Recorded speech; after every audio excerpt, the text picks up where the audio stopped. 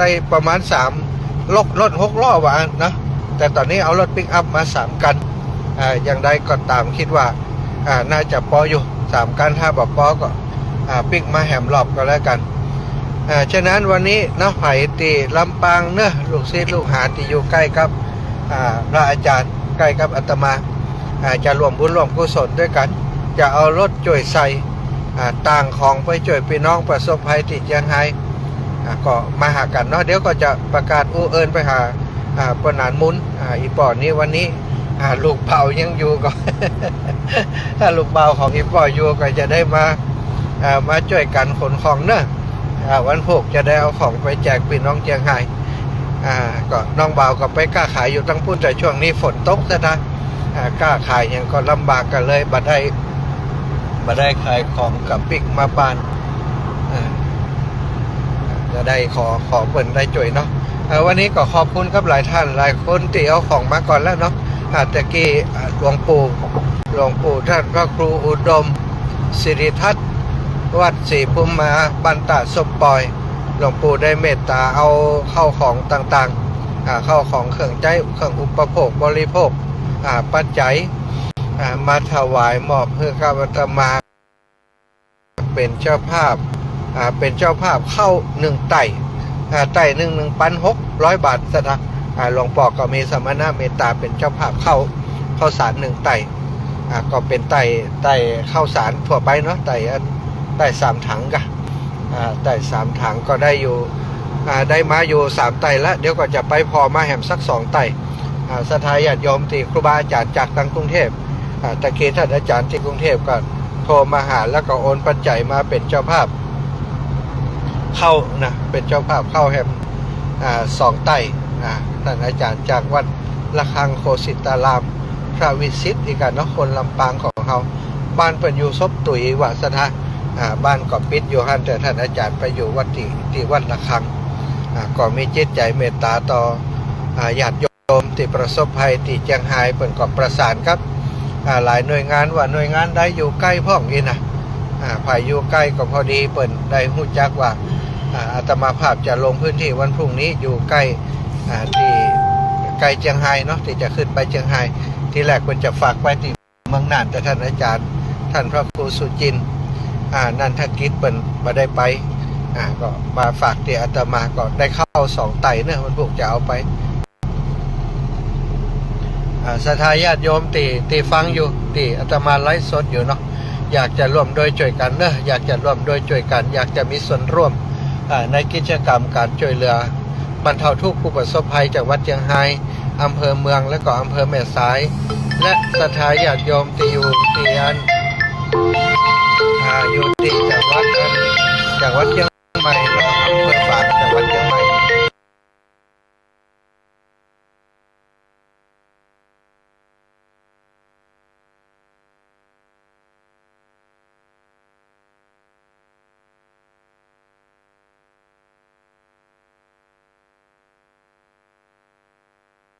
ไลฟ์สดจากการเดินทางนะเพราะวันนี้ได้เข้ารายการออกอากาศทางสถานีวิทยุ106.50ของสถานีวิทยุวิทยาลัยสงฆ์นครลำปางตอนนี้ที่ลำปางก็ฝนมืดฟ้ามืดฝนเหมือนกันเนอะสถานมืดครึ้มเหมือนกับฝน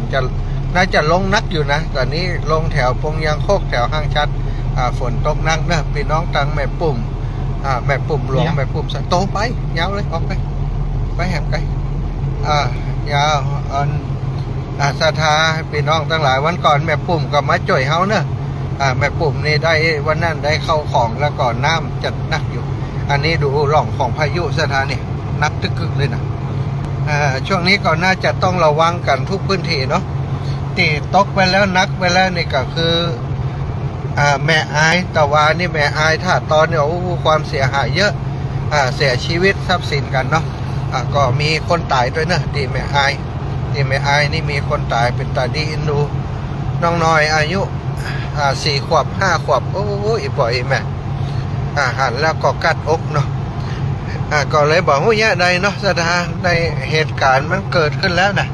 ก็มีหน้าที่อย่างเดียวต้องช่วยกันใครมี ความรู้ความสามารถด้านใดอย่างโมอาตมาเขาก็อาศัยสื่อตั้งวิทยุเนาะที่เฮามีคลื่นสีขาวเป็นคลื่นลักในการออกอากาศทุกวันขณะนี้ที่อาตมาจัดรายการอยู่ก็ออกติคลื่นสีขาวที่เชียงใหม่ตัวพี่น้องตั้งเชียงใหม่ตั้งเชียงรายที่ไหนก็แล้วแต่ที่ได้ฟังรายการอยู่อยากจะร่วมด้วยช่วยกันกับอาตมาภาพและทีมงานที่จะนำเข้าของไปช่วยผู้ประสบภัยน้ำท่วมเนอะหลังจากอาตมาออกรายการก้อยโทรเนอะวันนี้นะเอาโทรศัพท์มาเครื่องเดียวสถาโทรห่างมาได้ละตอนนี้เอาโทรศัพท์เครื่องที่สถาโทรกุเตอมาไลฟ์สดจบข่าวไผ่โทรก็ไม่ได้ละเอาเป็นว่าอาตมาออกรายการไปแล้วสถาก้อยโทรมาอีแม่จะขอหวบสักเล็กสักน้อยนะมาก็ดีปลากระป๋องก็ดีเข้าก็ได้มาปลากระป๋องเข้าเนอะ3อย่างนี้นะ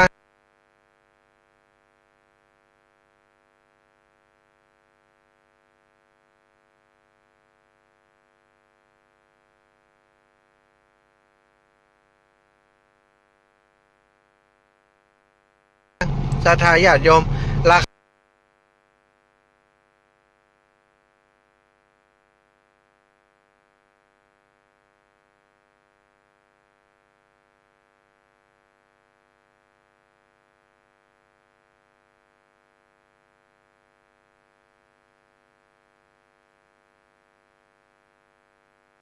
3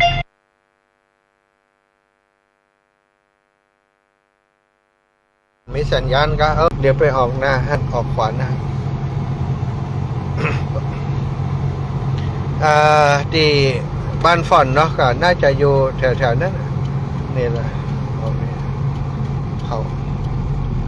เขาปีน้องที่บ้านฝอนเนอะน่าจะก่อนหน้าวัดกับหน้าโรงเรียนหน้าวัดหน้าโรงเรียนบ้านฝอนเปิ่นรวมของกันอยู่ฮั่นตอนนี้ก็จะเอาเข้าของมาช่วยไปมาฮับเนอะมาฮับเข้าของอย่างต่างๆ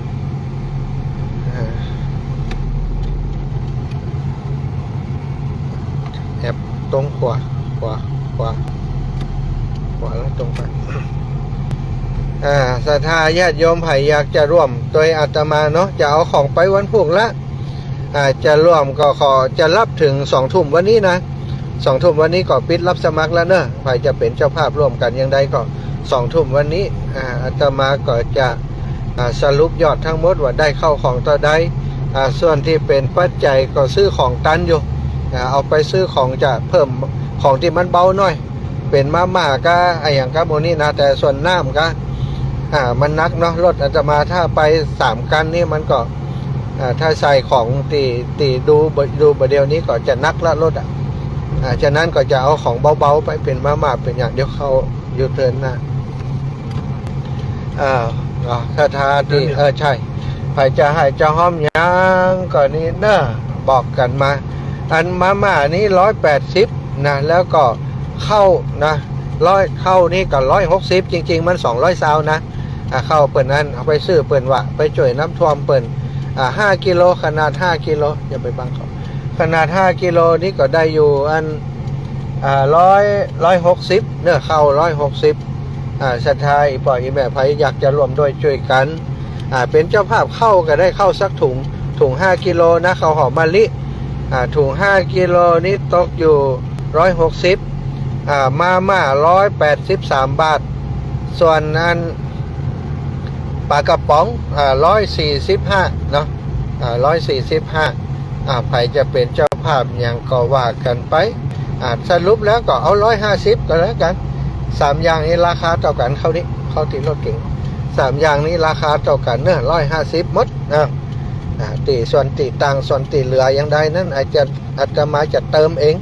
เป็นเจ้าภาพตัวกันจะได้เปาะเปิ่นไปทุกอย่างนะได้เป็นเจ้าภาพถึงปลากระป๋องได้เป็นเจ้าภาพถึงมาได้เป็นเจ้าภาพถึงเข้าเนาะแสดงว่าตอนนี้อาตมาก็ได้เป็นเจ้าภาพเข้าไป3 ไต่ละมีครูบาอาจารย์มาเพิ่มเติมแหมหลวงพ่อพระครูโดมศิริธาตุแหม1 ไต่ท่านอาจารย์จากวัดระฆังโคสิตารามแหม2 ไต่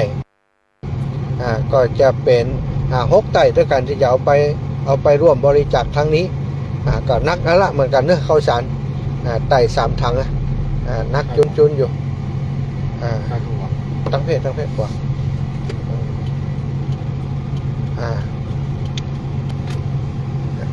ศรัทธาญาติโยมตอนนี้มาถึง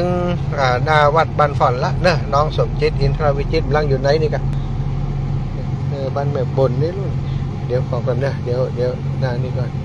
สมจิตอินทรวิจิตรอยู่ตั้งใด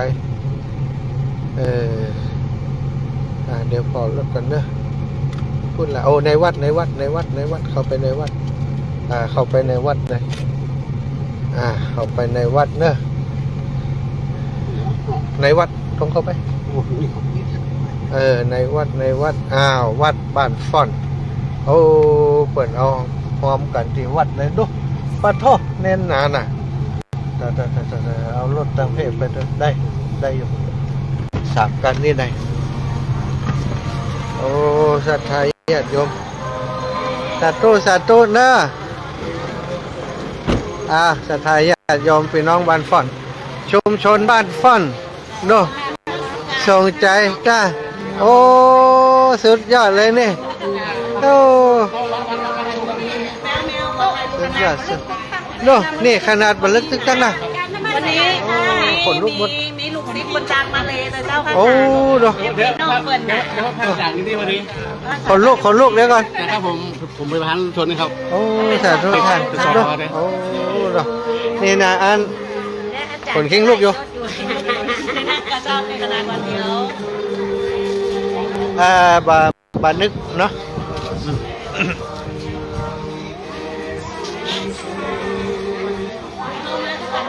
นี่เข้าของจากพี่น้องบันฝอนเนาะสัมภาษณ์ผู้นำก่อนท่านผู้นำประธานชุมชนแนะนำตัวก่อนแนะนำตัวก่อนครับผ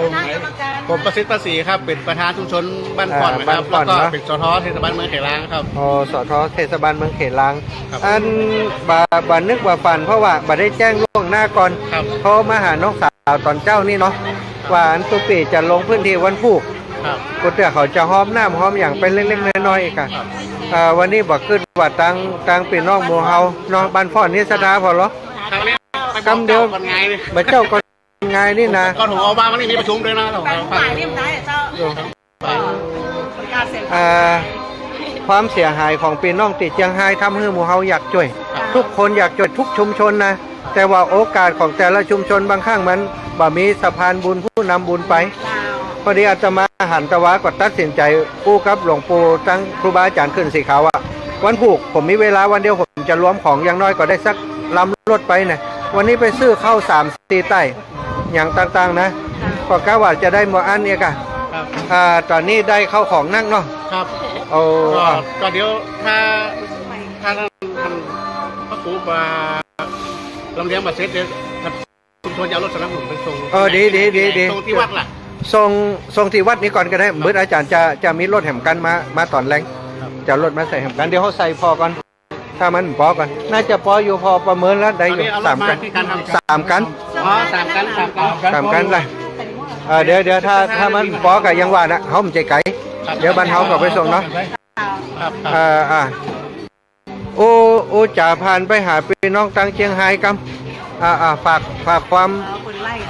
ขอเป็นห่วงไปตังเชียงไฮ้กำเปิ่นดูกันอยู่นักเนอะผู้นำชุมชนก็ตอนนี้ด้วยความห่วงใยของ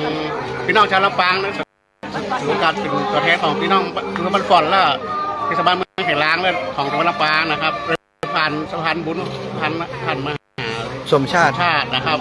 ซึ่งได้ประสานครับศรัทธาที่ญาติโยมที่เป็นโยมอุปถัมภ์ของวัดพระพุทธทิศเพิ่นกรรมประสานครับประธานชนบ้านฝอนเนาะแล้วก็ได้รวบรวมกันแจ้งประชาสัมพันธ์ผ่านเสียงตามสายชุมชนก็ได้มีผู้ร่วมใจบุญหลายนะครับที่วันนี้ก็ยังที่ท่านมหาได้จืดจนแล้วเนาะก็คนกันจ้าโอ้เดี๋ยวอาตมาจะออกอากาศเนี่ยมีทั้งน้ำทั้งอาหารเนาะกระป๋องเสื้อผ้าเนาะครับก็น้ำนี่ประมาณการก็รวม200 แพ็ค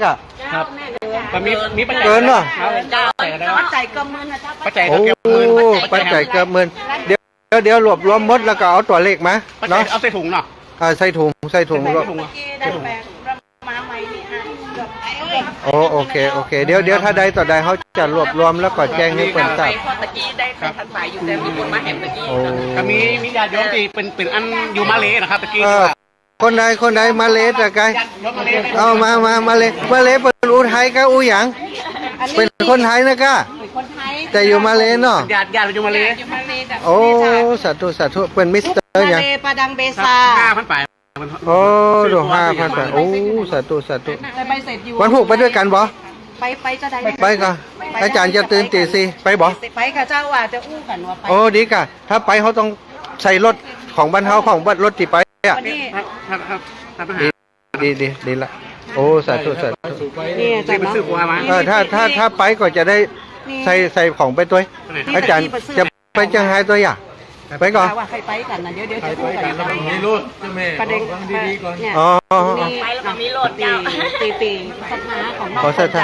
อันนี้อาจารย์ ไปกั้มเดี๋ยวผมได้มาดังไปซานะ เดี๋ยว แล้วนี่ เบิ่มทายไว้ แฟน ทายนี่ไว้เดี๋ยวเอาหลักฐานไว้ให้ก่อนในเบิ่มทายนี่ไว้ทายนี่ นี่เป็นส่วนที่เป็น สาธุ มาเป็นกลุ่มเป็นอย่างยศ ต ไว้ รง นี่ นี้ตีว่าตีมานี่ จ้ะ นี่หนองจะหนอกหลายจืดที่เปิ้น จ้ะ บริจาคกันนะเจ้า จ้ะ มดตัวอย่าง สะ ม ท้อ ด มีเนาะ กลุ่มสอทอมีกัน โอ้โอ้ วันนี้นี่กะนี่มันได้นะเจ้าหลวงบอกตอนนี้มี200กัน1คนนะเจ้า จ้ะอันนี้ทายให้อาจารย์ก็ว่าเอาสมุดให้อาจารย์ อาจารย์เจ้าสมุดเลยบอก เอาได้หน่อยเดี๋ยวแล้วก็เอาให้อัน หนูเมื่อกี้เราทำของเล่นเนาะ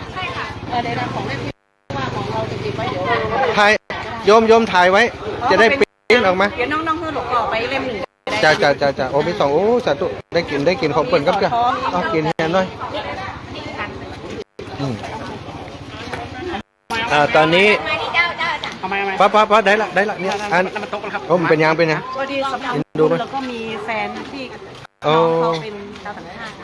ติ ต่างชาติเนาะโอ้สาธุสายบุญ น้องแอน อันโอ้หลวงพ่อใหญ่สาธุครับหลวงพ่อใหญ่โอ้คนคิงลูกบ่ได้หลวงพ่อโอ้ธรรมโมสังโฆนะธรรมโมสังโฆอ่ะโอ้บุญรักษาศรัทธามีหลวงพ่อครับป่ะ ไม่เงินได้หมด ไปวันพุกเลยครับเดี๋ยวไปกับแพ็กแล้วก็ ถ้าจะออกสักตีสี่ครับ ดีซีเลย ออกไปรวมกับคณะตีเวียงปะเป้าอยู่ครับ ครับโอ้หลวงพ่อเปิดฮะ เขาก็ไปได้เลยก็สายคมเนี่ย ได้อยู่ ตัดตัวกันคือตัดเชือกมาเพื่อไม่ได้ เป้าที่มาจะมาพะเยามันร่วมเลยเนาะไปมาได้ จ่ายตั้งออกตั้งใส่นี่เลย ได้ แต่ผมก็ร่วมเลย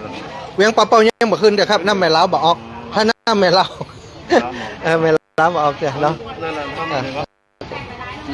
ทำมันหมูป่านะครับกุนน้ำลังนอนเนาะสถานนี้คือบรรยากาศตอนนี้อาตมาภาพมาห้าของเนาะน้องเบิ่มเอาอันขาตั้งกล้องมาให้ปี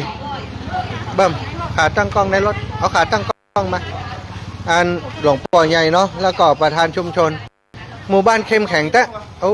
บอกตอนเจ้าบอกกึดว่า มันจัดตันอย่างนี้นะก็ว่าได้สักลำไปป้อเปิ่นกับป้ออ่ะเดี๋ยวนี้ได้3-4 ลำก็เป็นบุญของพี่น้องอัน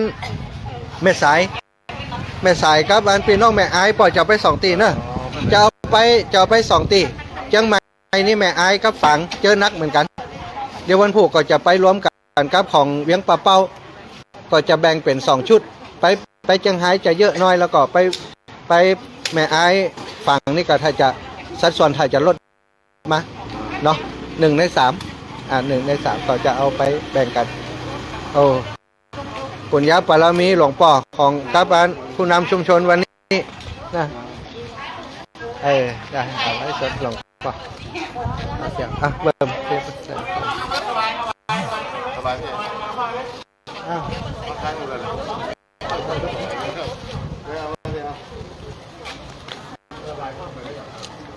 ะนี่เดี๋ยวถ่ายไว้เอาให้โยมเปิ่นโยม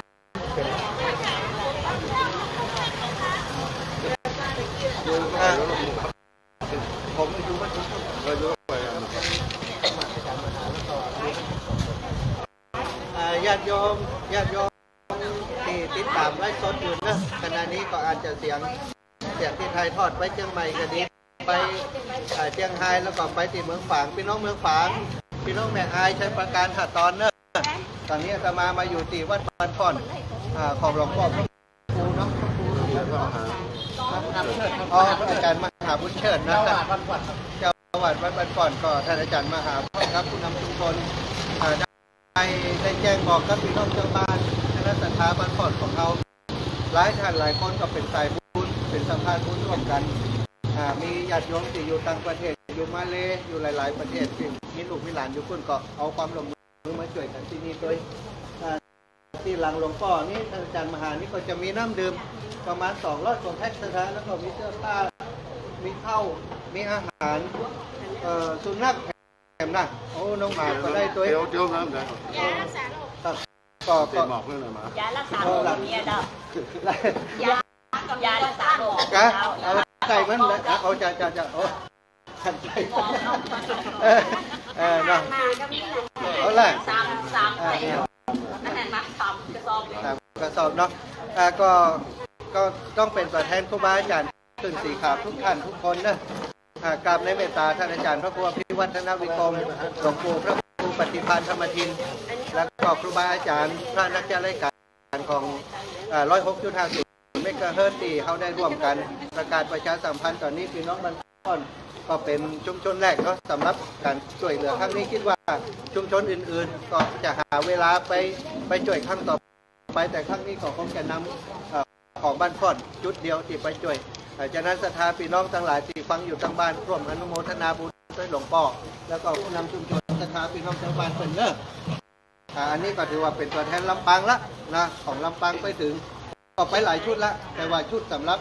ของประชาชนจริงๆคือหมู่เฮานี้ก็วันนี้ก็คงจะเป็นชุดแรกๆที่จะเข้าในพื้นที่ในวันพรุ่งนี้ก่อนเจ้า44จะออกเดินทางเนาะตอนนี้ได้มีความช่วยเหลือจากหลวงพ่อเนาะตอนหนึ่งเนาะหลวงพ่อศรัทธาทั้งหมดยอดทั้งหมด8560นะเป็นเจ็ดแล้วเนาะเป็น8ฮะ8แล้ว8แล้วพ่อนี่เห็น200โอ้200เนาะ8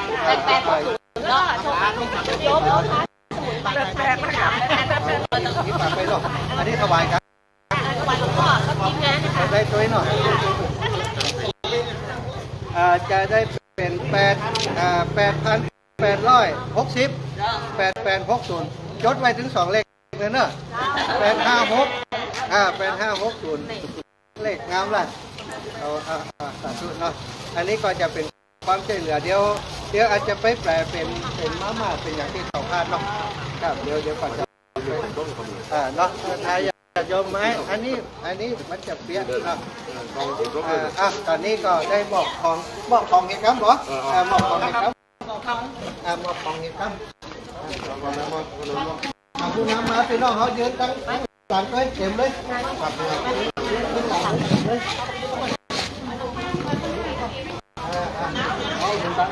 เอาเสื้อผ้าก่อนเนาะไอ้เบิ้มเอาชุดเสื้อผ้านี่ก่อนเนาะใส่สีมีเครื่องอุปโภคบริโภคมีเสื้อผ้าแล้วก็มีน้ำเนาะมีเสื้อผ้ามีน้ำปล่อยหมักหมอบตั้งน้ำนะ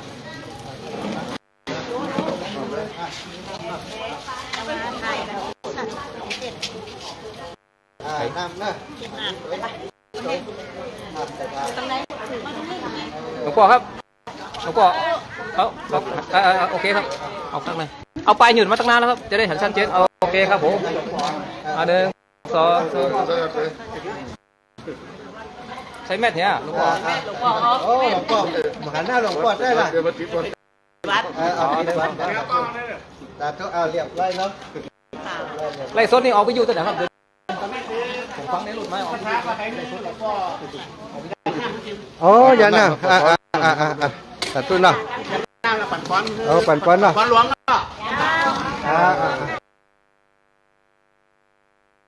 อีกหลวงพ่อใหญ่หลวงพ่อใหญ่หนังในห่มครับหลวงพ่อเดี๋ยวเอาเก้าอี้เอาเกียร์เดี๋ยวเอานี่ออกครับเนี่ยผมจะเอาผ้านี่ออกมาเป็นยังละเป็นยังเอาสถาบันด้วย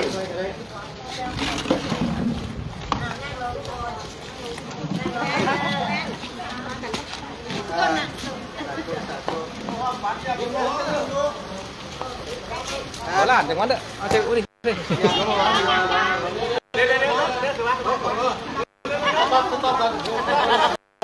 ี๋ยวนี่ครับท่าน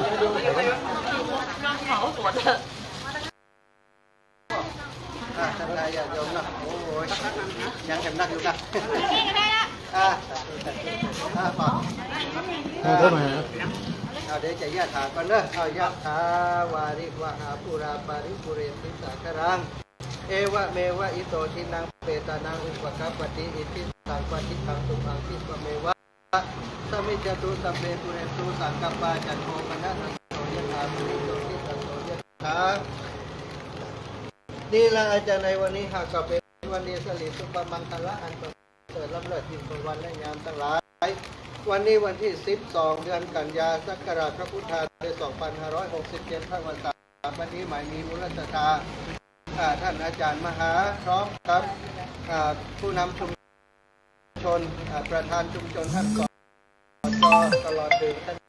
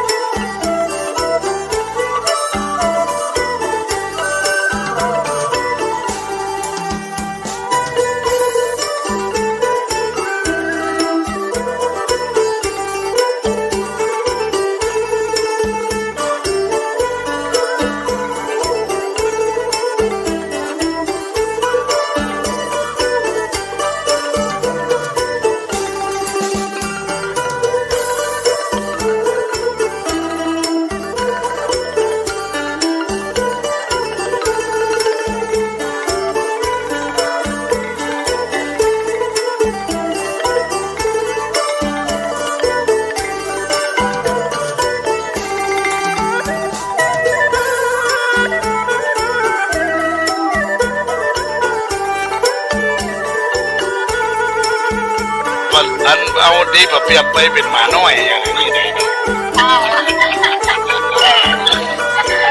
เสียงชัดเจนกับวะเนี่ย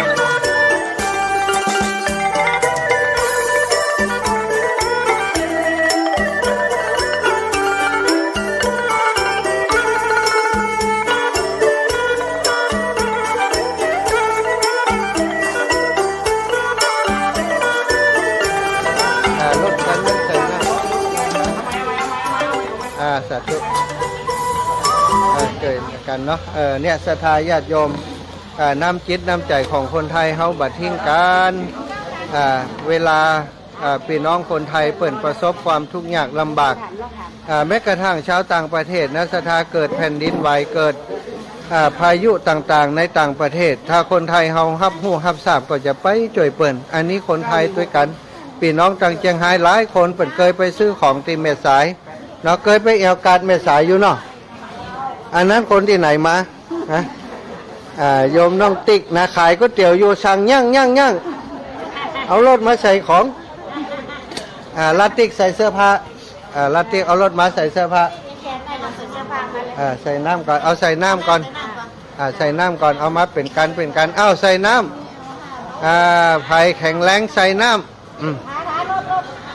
ใส่รถเนอะใส่น้ำก่อนช่วยกันเสิร์ฟกันขึ้นมาไหลเลี่ยเลยเดี๋ยวจะผักไปด้วยเสิร์ฟกันเข้าแถวส่งน้ำขึ้นรถเข้าแถวกองทัพมดกองทัพมดใส่น้ำขึ้นรถ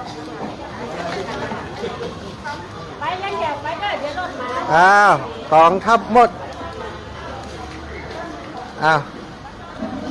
เอาเลยถอยเข้ามาเลยมาอีก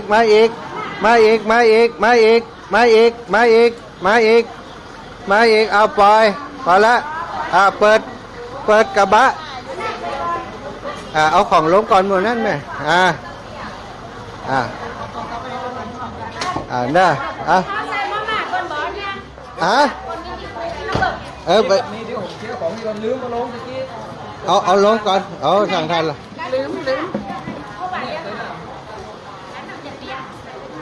เปิดปวกของเปี้ยล่ะเอาลุงน้อมใส่น้ำก็ได้อันนี้ใส่ของดีมันจะเปี้ยเดี๋ยวเขาคุ้มได้โอเคเจ้าศรัทธาเนอะตอนนี้พี่น้องศรัทธาเพิ่นจะช่วยกันเอาของขึ้นรถหลานน้อยก็มาหลานน้อยคนเก่งนี่วันลึกกำแล้ววันหน้าเพิ่นจะเป็นตู้เจ้าเป็นตู้เจ้าสาธุนะศรัทธาญาติโยมนี่ก็คือความช่วยเหลือในเบื้องต้นจากคณะศรัทธาพี่น้องเนาะบ้านฝ่อนของเฮาอาจารย์ท่านอาจารย์มหาสมปานเจ้าอาวาสพร้อมกับคณะศรัทธาญาติโยมพี่น้องบ้านฝ่อนทุกท่านทุกคนบางพ่องมาให้มาหอมแล้วเปิ่นก็กลับไปแล้วนะแต่ว่าเข้าของเปิ่นเอามาหอมเรียบร้อยแล้วนะไม่แม่เลี้ยงเอียงคำจากต่างๆประเทศก็มีเนี่ยศรัทธาจากต่างๆประเทศก็มีก็ได้มาร่วมกันถวายปัจจัยถวายเอาข้าวน้ำโภชนาอาหารซื้อมาม่าซื้อของต่างๆมาร่วมสมทบเนาะตอนนี้ตั้งรถขนส่งใส่น้ำต้วยใส่ของต้วยนี่ก็จะถือโอกาสใส่ไปเลยแล้วก็วันพุธก็จะได้ไปออกตั้งแต่ตี 4นะศรัทธาตอนนี้กับบรรยากาศสดๆนะที่สถานที่ที่เขามาเอาของเนาะก็อยู่ที่บ้านฟ่อนวัดบ้านฟ่อนวัดบ้านฟ่อนวัดบ้านฟ่อนวัดบ้านฟ่อนวัดบ้านฟ่อนตำบลชุมพูอำเภอเมืองจังหวัดลำปางเนาะเนี่ยศรัทธาญาติโยมพี่น้องต่างเชียงรายพี่น้องต่างเชียงรายต่างเมืองฝางเนออันนี้คือพี่น้องต่างลำปางพี่น้องต่างลำปางส่งกำลังใจให้ท่านทุกคน ขอให้ท่านได้พ้นวิกฤตของน้ำท่วมเร็วๆเนอะตอนนี้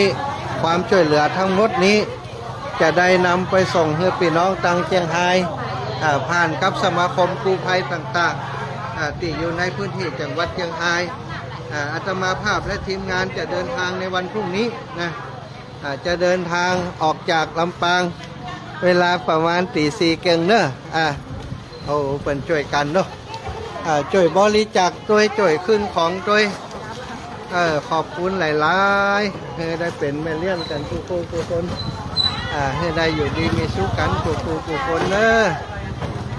ท่านผู้นำหมู่บ้านได้ประกาศนะทำให้เปิดมาช่วยกันมาเพิ่มแฮมล่ะ ยกถึงว่ารีบพากัน สาธุจ้ะโอ้หลบบุญแฮม แม่รุ่นเตยาเจ้า อ๋อแม่ลุ้นเตยาเนาะสาธุจ้ะแม่ลุ้นเตยาเป็นญาติกะ เจ้าเป็นลูกเจ้า ฮะโอ้เป็นลูกไฟเป็นไรแม่ลุ้นเตยาอีแม่บ้าน 9260เด้อ บ้านหาดปูได้ เจ้า บ้านหาดปูได้ 9260เด้อ เอา9260ล่ะ เป็นยาเนาะ ฮะ 40 บาทจะได้เต็ม ฮะ ๆถ้าเขา60 40ใช่ไหมคะจะไม่ได้เป็น93 ยกเดียว จะได้ทำงาน 9260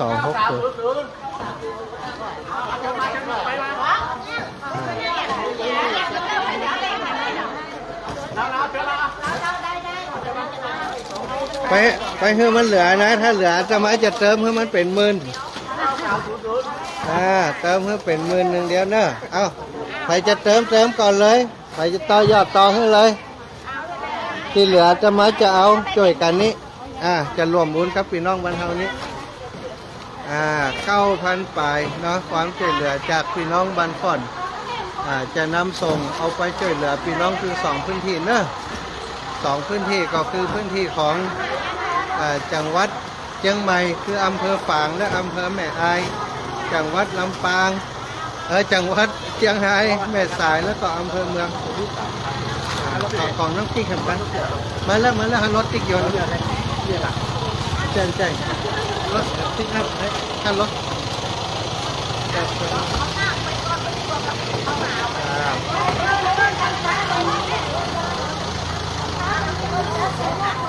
โอเคเจ้า ไปหน้าเลยที่เป็นหมูสวรรค์ อ๋อล่ะหมูสวรรค์เดี๋ยวใส่ได้แล้วกันนี่เลย ถ้าหลวงพ่อเขาได้ กันนะ ก็หลวงพ่อเขาได้นะ ถึง2 กันเนี่ยไปด้วยกันเนี่ยใส่กัน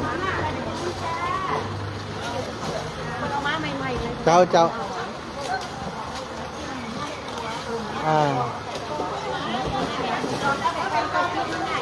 ตั้งหันจะใส่อ๋อมันได้เปิดมาม่าใส่ตรงนี้ได้เลยแม่ใส่หลังแคปนี้ได้มาม่าใส่หลังแคปได้ เจ้าไปใส่นอ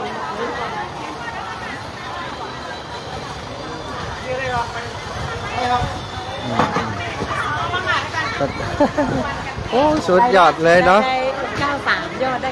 9300แล้วก็ 93อาจารย์จะมันเป็นจังหวะโอกาสจังหวะนี้ประมาณนี้โอเคละจ้ะจังหวะนี้ประมาณนี้ดีใจละคนลูกมด โอ้น้องไปตั้งแต่ตะเช้าเราแปลตรงฝ่าย โอ้เนี่ยบุญใหญ่นะบุญใหญ่เขาอินดูเปิดแล้วเขาได้ง่ายอย่างมันเจ็บปวดหัวใจนะเขาอินดูเขาได้ช่วยมัน ไปพะเยานะน้องไปพะเยาน้องดูจังไทย อันนี้ไปเชียงรายก็ไป2 รอบแล้วนะไปอำเภอพานอำเภอขุนตาล น้องพอไปให้รถหรือพอให้ตี1ตี2บ้านน่ะเนาะไปเป็นหลังรถเป็นการกันคือตอนนี้นะ เมตตาธรรมคำจุนโลก 203 คนแล้ว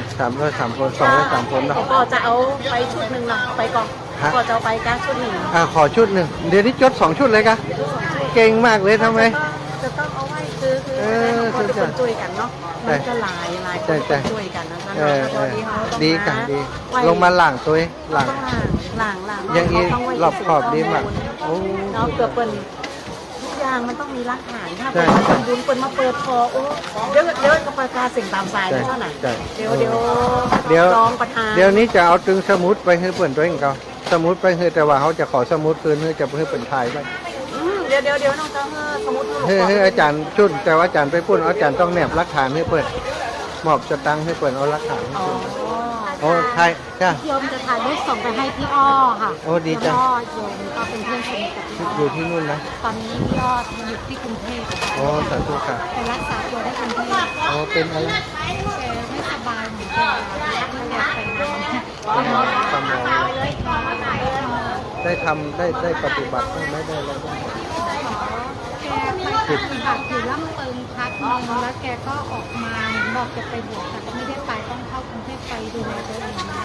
ตอน อ๋อ นี้แกต้อง พี่อ้อ ที่ขายน้ำอ้อยอะค่ะ จ้าอ๋อ โยมสนิทกับแก จ้า คอยติดตาม มัน แกอยู่ ใช่พี่อ้อนี่มีเป็นมันคือแกต้องกินยา ยา ใช่ ใช่ ต้องกินยาถ้าห่างยาไม่ได้ เพราะว่าซึมเศร้าแกสูงสงสาร แก มาก ก็หยุดได้แกสงสาร ก็ใช่ตอนนี้ก็คือถ้าแกปกติก็จะนี่แกแต่ว่าบางช่วงที่แกเครียดก็จะไม่ค่อยได้คุย จะมี2 ช่วงมันก็ยากหน่อย ใช่อืมอยาก แกเป็นคนดีมาก มันต้องรักษาทางวิทยาศาสตร์ด้วย แล้วก็ทางด้านจิตของแกด้วยเนาะทั้งสองทางเนาะนึกออกแล้วถ้าพูดถึงพี่อ้อนึกออก พี่ แล้ว อ้อที่ทำอ้อยอ่ะที่แก ใช่ ไป นึกออกแล้ว สอบ เคยไปกับแกไปหาอาจารย์กับแกใช่ไหมเคยไป ไม่เคยไปค่ะ เหรอ แต่แกก็ไปบอกอะไรอย่างเงี้ย ค่ะ เวลาที่แกมาหาเราว่าแล้วหนูสนิทกับแกมานานไปวัดด้วยกันไปอะไรด้วยกันก็คอยดูแลแกอะไร บ้านโยมอยู่ที่นี่ใช่ไหม โยมอยู่บ้านก้อนที่ก็อยู่บ้านละปังการ โอ้สาธุ ค่ะแกก็อยู่บ้านก้อน บันทึกเบอร์โทรอาจารย์ไว้ด้วย080อาจารย์ก็อยากทราบข้อมูลแกเหมือนกันอาจารย์สงสารแกเรียกคือ ค่ะ 88จ้ะ 8 44 4 4 173 จะ จ้าโทรออกให้อาจารย์ไว้ ลงท้ายด้วย5636ค่ะ จ้าโอเค เต็มไว้ คุณโยมชื่อ ชื่อยงแอบอกว่าเป็นยังไงบ้างดีขึ้น อาจารย์เป็นห่วงอยากจะสอบถาม แต่ว่ามันบางทีเราไม่รู้ความเคลื่อนไหวว่าแกโอเคไหมถ้าแกโอเคก็จะทักไป แกได้ยินจะส่งลูกพระอาจารย์ให้แกคงจะดีใจมาก ใช่ แกสุดทาน ถ้าได้คุยแกบอกว่าอาจารย์เป็นห่วงมาก ให้แกดูแลตัวเองให้แกดูแลเนาะมีโอกาสไปที่วัดพระอาจารย์บ้างจะได้ไปปฏิบัติจะได้ไปก็ทุกวันนี้ก็เริ่มมีญาติโยมไปปฏิบัติเพราะอาจารย์ตั้งกุฏิที่พักที่ให้เขาสามารถปลอดภัยแล้วก็ปฏิบัติถ้ามีโอกาสไป แกก็ชวนโยมอยู่บางทีแกเอาของไปให้ที่ร้านตัดเสื้อผ้าเอาอะไรไปเนี่ยค่ะถ้าแกกลับมาเนี่ยเดี๋ยวอาจจะพาแกไปว่าคอยสอบถามข่าวเพราะว่าแบบไม่มีใครดูแลแก เดิมโยมแอนเป็นคนที่ไหน โยมเป็นคนร้อยเอ็ดนะอาจารย์โยมย้ายมาอยู่ที่นี่ เลยซื้อบ้านที่นี่เลยเหรอ ปลูกบ้านที่นี่ซื้อที่อะไรที่นี่ แล้วก็โยมแฟนอยู่ แฟนอยู่อเมริกาค่ะ เขาจะไปกลับเนอะ ตอนนี้ก็ทำงานที่สิงคโปร์ค่ะแล้วก็บิน2 อาทิตย์กลับมาที่นี่สลับกันบินค่ะ อ๋อโยมไปบ้างเข้ามาบ้าง ใช่ตอนนี้แกก็มาอยู่ลำปางนั่งทำงานที่บ้านหนึ่งวันอาทิตย์ก็กลับแล้ว กันก็ขอบคุณมากที่ได้ร่วมกันสร้างบุญเนาะดีใจจ้ะเดี๋ยวอาจารย์จะไปเมื่อเช้าเนี่ยไปบิณฑบาตพอดี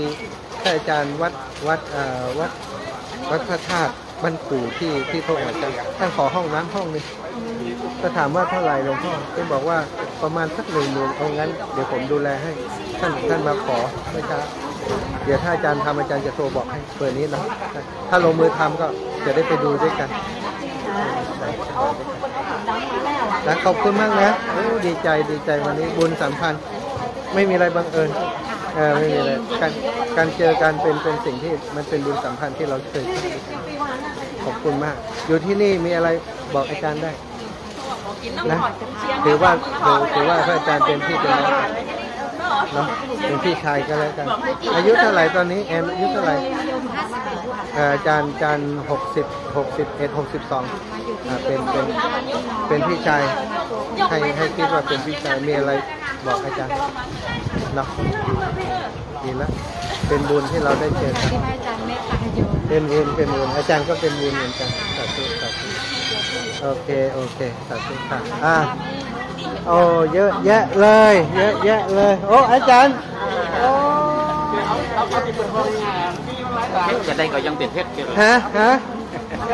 อาจารย์ใหญ่ดีใจอาจารย์อยู่นี่เหรออยู่นี่ ทำเป็นจัดเกี่ยวกับภาษาไม่ใช่ทางจัด ครับ ต้องมา ดีมากเลยที่นี่สถานแรงครับอีน้องมันเป็นคนที่เป็นสะพานบุญคอยเชื่อมนู่นคนนี้มีบุญเยอะสุดยอดมีคนต้องมีคนเป็นสะพานบุญด้วยจ้ะถ้ามีนี่ยากครับ ทำประกาศยุคนี้เขากำลังไล่กันมาเจ้าแล้ว ชุมชนแข็งแรงนะชุมชนเข้มแข็งคุณนำเป็นโอเคมันต้องเชื่อมกันทั้งสองฝ่ายถึงวัดถึงบ้านครับมันเอื้อกันเนาะดีใจวันนี้ หันหลังปุ๊บกับหูแล้ว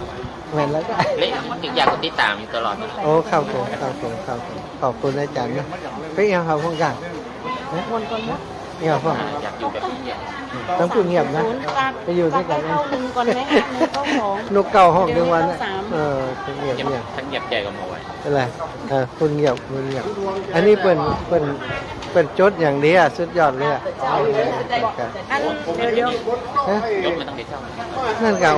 ตั้งแต่8 โมงเนี่ยนั่งจดเนี่ย ต้องจดไว้เป็นหลักฐานเดี๋ยวคนอยากจะพูดกันคนที่บริจาคคนนี้ ดีใจมากนะสาธุอาจารย์ด้วยกันด้วยกัน พี่ขอร้อง ทางสทขอถ่ายรูปด้วยหน่อย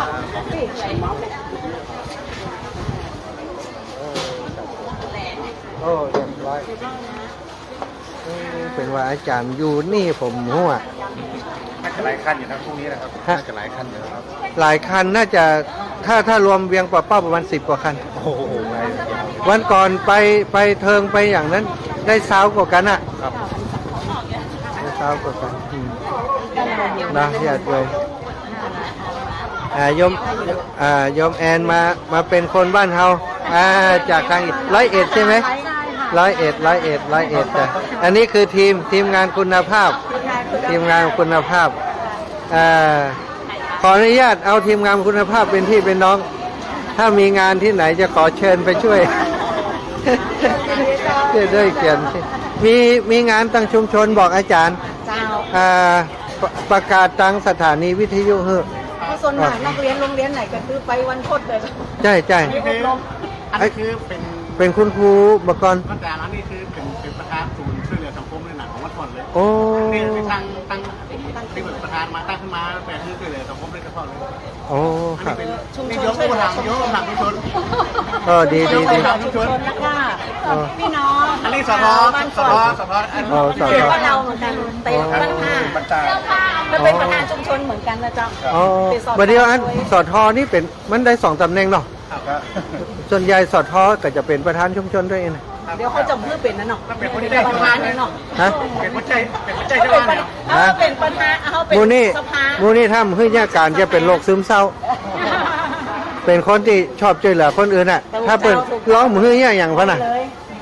ที่ไปล่า เศร้าเลยอ่ะ นั่นน่ะกันสอทอบ้าน จ้ะ บ้านจอมเมือง จ้ะ เป็นประธานชุมชนเหมือนกันเจ้า โอ้ นี่น่ะอันนี้ก็เป็นสอทอแล้วก็เป็นสออาชีพชนเลยอันนี้ก็เป็นสอทอ เดี๋ยวอันล็อกเบอร์โทรอาจารย์ไว้ครับ080มีอย่างกำนี้เขาจะได้ประสานไง เขียนชื่อเต็มยังไม่ จ้านะอันตอนนี้อาจารย์อยู่กับไผ่ก็ทำนี่คนนี้ทำหน้าที่อย่างในชุมชนอู้นี่อาจารย์จะเขียนให้อาจารย์เข้าใจ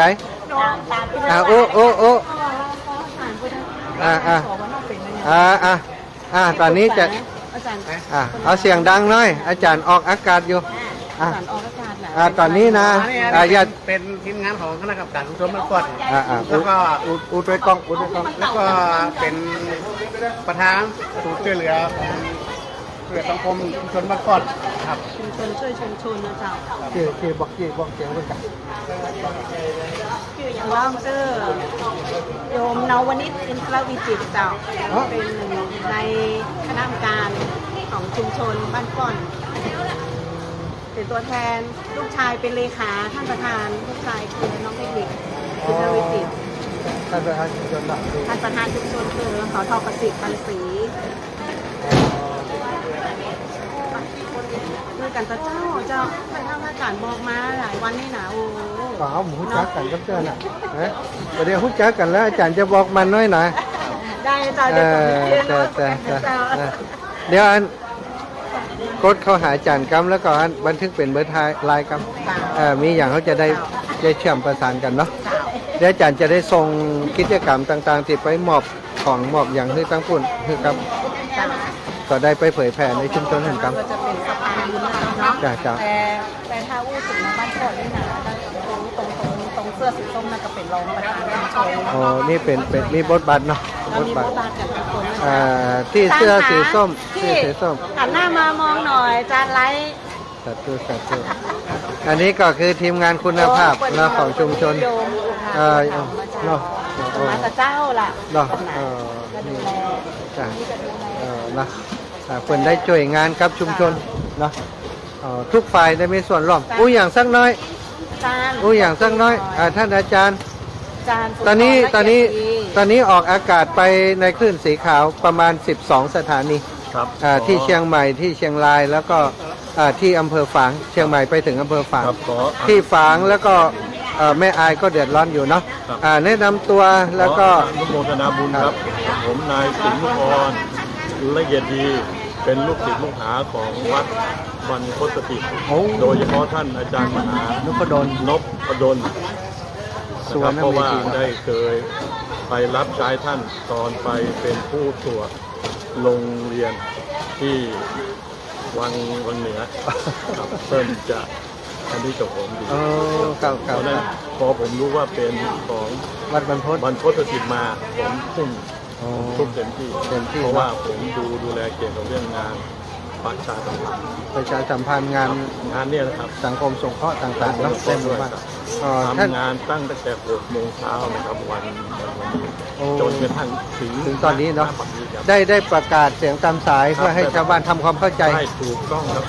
การจะระดมความช่วยเหลือจากต่างๆสำคัญคือการสื่อสาร ครับ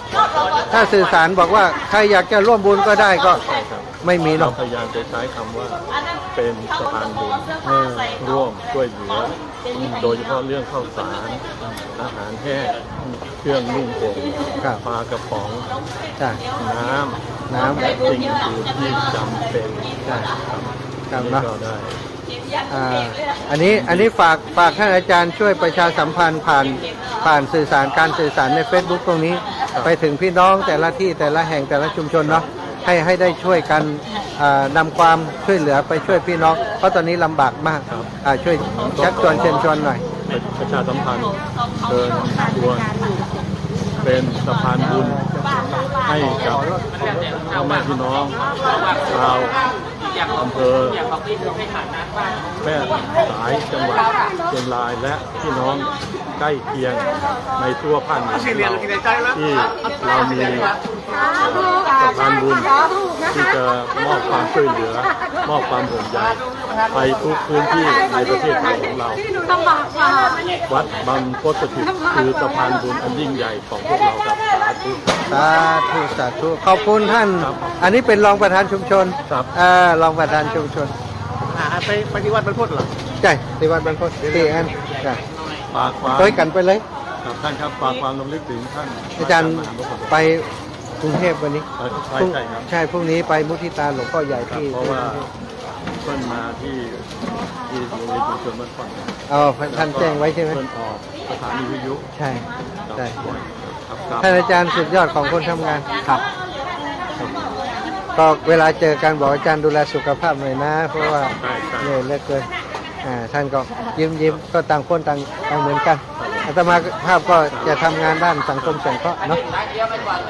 สาธุครับขอบคุณมาก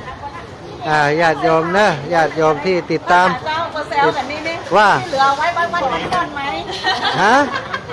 วันก่อนน้ำท่วม บรรพตเหรอ น้ำใจท่วม น้ำใจท่วมสุดยอด น้ำใจท่วม อันนี้น้องสาวนะได้ละน้องสาวน้องแอนนี่ได้อีสานเยอะเลยนะน้องสาวอ่ะที่ไปเดินทุดงค์ที่นครพนมอ่ะติดตามจนวันนี้ ก่อนจะไปเดินเห็นเขาในคือเราคิดว่ามันเป็นเหมือนความฝันอะคิดว่าพอไปเจอนะอ้าวอยู่นี่เหรอเขาก็ตกใจแล้วตอนนี้ก็ติดตามเป็นครูตอนอีก2 ปีเกษียณอยู่นครพนมสงสัยเมื่อก่อนไปเกิดที่ทางอีสานบ่อยหลายชาติเลยมาเจอน้องนุ่งที่นี่อีกนะอยู่ด้วยกันตั้งแต่8 ปีกว่าแล้วสุดยอดเนี่ยแม่คนบุญด้วยกันเนี่ยขนลุกขนชันโอ้สาธุเนาะเนี่ยญาติโยมได้เห็นนะเบื้องหลังของความสำเร็จนี่เข้ามาตั้งแต่เช้าตั้งแต่6 โมง6 โมงประธานชุมชนโยมน้องสมจิตอินทรวิจิตรถ่ายให้ดูหน่อยคนตัวดำแต่ใจดีนี่เด็กหญิงสมจิตนี่จ้าแม่กติดรายการตื่นสิเขาโอ้สาธุนะพระอาจารย์บ่อยอาจารย์ฉันหน้าคนเจ้าได้กำไว้ก่อนเป็นถวายแล้วกำสาธุจ้าเอาด้านรายการแม่ไปของท่านนี่ค่ะมาได้ไปด้วยกันเจ้ามันเป็นอย่างเขาไปมันไปบ่อยแต่มันจะนี่นะอิดแล้วก็อีกอย่างหนึ่งมันยังไปใช่ยังอีกก็คือได้นักละอาจารย์ไปก็จะได้ไปแจกเราไปลงพื้นที่เขาเลยเอาไปลงคือปพเขาเลยเนาะช่วยกันเป็นเจ้าละกันเจ้าดีแป๊บเดียวก็ได้มากันเนี่ยมันบุญสัมพันธ์นะทุกคนก็อยากสร้างบุญเนาะสำคัญเนี่ยผู้นำชุมชนเนี่ยถ้าเปิ่นถ้าผ่านเปิ่นก็จะได้แล้วประธานดูก่อนว่าอะไรจังหวัดจ่ายเพราะว่า2 สัญญาที่ทำเอาไว้ก็วัดกันเดียวเอามาอยู่2 ลำได้ตอนนี้ได้3 ลำเต็มล้นเลย5 ลำอ่ะพอดีโอ้5 ลำพอดีเดี๋ยววันนี้ต้องประสานสาธุค่ะเดี๋ยวต้องติดต่อประสานรถอีกคันหนึ่งขอช่วยทำบุญหน่อยได้ไหมรถหนูมาที่วัดบ้านก้อนแล้วก็สาธุพระเอกนะขออุ้มหน่อยวันนี้ดูเขามาเก็บของเราเนี่ยมีอะไรบ้างมีน้ำดื่มมีขนมไหมมีขนมไหมขายอยู่ว่าเหนือครับ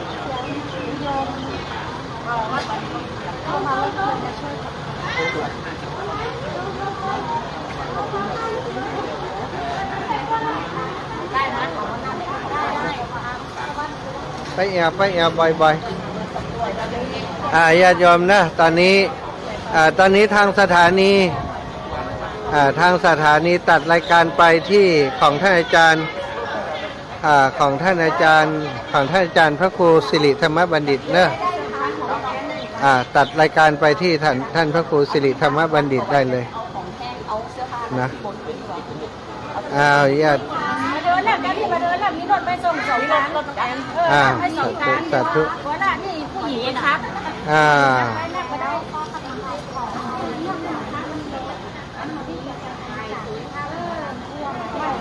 ตอนนี้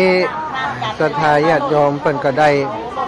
ช่วยกันเนาะนำของขึ้นรถตอนนี้ก็ยังแหมอีก1 คันศรัทธาอีก1 คันถึงจะพอดี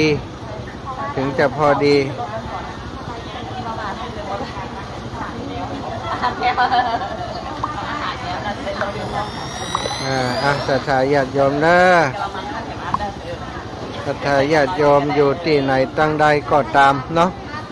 ถ้าใครสามารถไปได้สามารถนำความช่วยเหลือไปได้นะก็ปากันลงไปเนาะตั้งศูนย์บรรเทา ผู้ประสบภัยน้ำท่วมที่จังหวัดเชียงรายเปิ้นตั้งหน่วยเปิ้นตั้งหน่วยเฉพาะกิจอยู่หลายที่หลายแห่งนะวัดเดี๋ยวตามไปเดี๋ยวตามกันไป อาจารย์จะรอ เดี๋ยวได้รถน้องแอนอีกคันนึงค่ะอาจารย์ สาธุค่ะสาธุ อยู่คนเดียวเนี่ยครับ อยู่กับอาจารย์ใหญ่นะแต่ว่าอันผมอยู่กุฏิตั้งหลุมผมทำงานอยู่ตั้งหลุมอาจารย์ต้องไปแอลหาผมพ่อ ติดตามดูบางครั้งก็ดูดูอย่างหันมีบทบาทอยู่ตามนี้โอ้ดีใจ ครับผมครับผมอันมันเขาจำเป็นต้องทำตรงนี้เนาะอาจารย์แล้วก็มันพอดีมันมีสื่อที่เขาเปิดโอกาสนี้เขาเปิดโอกาสมาเพราะเขาเอาโอกาสนี้มาบริหารให้มันเกิดประโยชน์ครับวันนี้ยังตอนนี้ตั้งขึ้นสีข่าวคุณก่อไล่เอาที่ผมไล่ไปออกอากาศเป็นประชาสัมพันธ์วันนี้เขาจะจัดแบบสดแล้วก็ให้คนสนทนากันแล้วเขาจะเอาความร่วมมือมาโอนปัจจัยมาได้แล้วก็เอาไปส่งเป็นงานสังคม งานสังคมช่วยเหลือกันอาจารย์เพราะมันงานสื่อประเดี๋ยวนี้มันสื่อที่ถึงประชาชนได้นักที่สุดคือสื่อวิทยุ แม่นอ่ะสื่อวิทยุแล้วก็อีกอย่างเป็นนี่เวลาเขาก็สามารถที่จะแคปไปแล้วก็ไปกระจายต่อกันครับก็เลยว่ามันเป็นช่องทางที่ทำให้มันเกิดโอกาสเนาะมีโอกาสเข้ามาครูบาอาจารย์เป็นบอกโอกาสมาทำให้เป็นจริงครับตอนแรกมันนึกว่าผม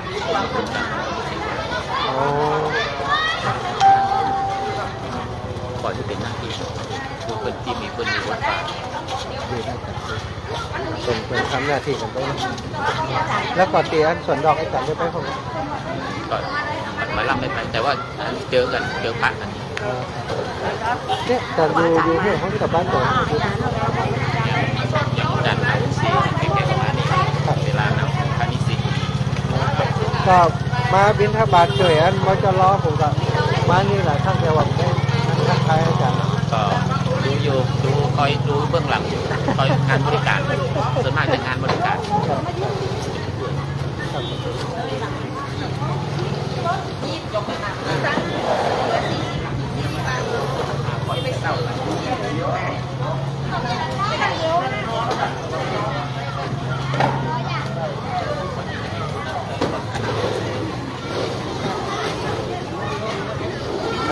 ตอนนี้ยังมีน้ำเนาะยังมีน้ำดื่มอีกชุดหนึ่งเด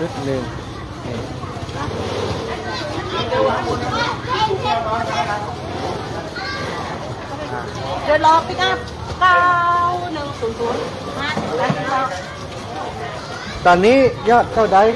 ยอด9,300 9,300อาจารย์บวกลบคูณหารมาอาจารย์จะเติมเพื่อเป็นมื้อนึง700อีก700ได้ 10,000 บาทอาจารย์เติมอาจารย์จะรวมละ700เป็น 10,000ใครจะเติม9 บาทจะเติมเด้อไอ้เติม9 บาทยกเติม9 บาท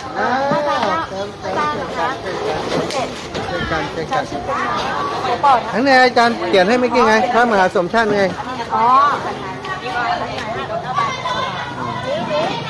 เอา9 บาทเลยแม่เนาะแล้วนี่แม่เลี้ยงใหญ่เนี่ยพิษยอดดิแม่จะไปลืมยอดแรกนะยอด88อาจารย์ประธานชุมชนไปลืมยอดแรกนะ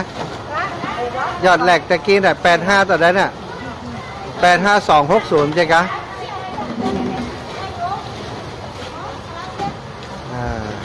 ศรัทธาญาติโยมนะโอ้พระมหาสมชาติชาตะปัญโย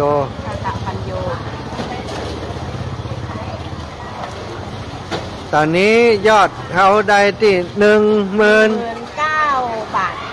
9กับอีก9 บาท1จะไปลืมยอดแรกนี่มาแหมแล้วเนี่ยเป็นมาซื้อของก็ไม่อย่างว่าหันกำตั้งก็ว่าแม่นน่ะหันตึงมาได้หันเป็นกำตั้งก็นี่แม่สาธุ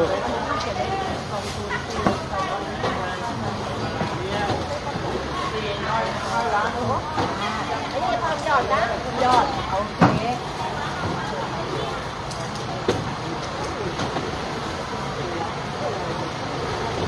นะก็ได้เพิ่มเติมไปนอกจากเข้าของแล้วยังมีปัจจัยแหมเนอร์สถาพี่น้องจุดรับบริจาคช่วยน้ำท่วมนะของบ้านฟ่อน โดยท่านประธานชุมชน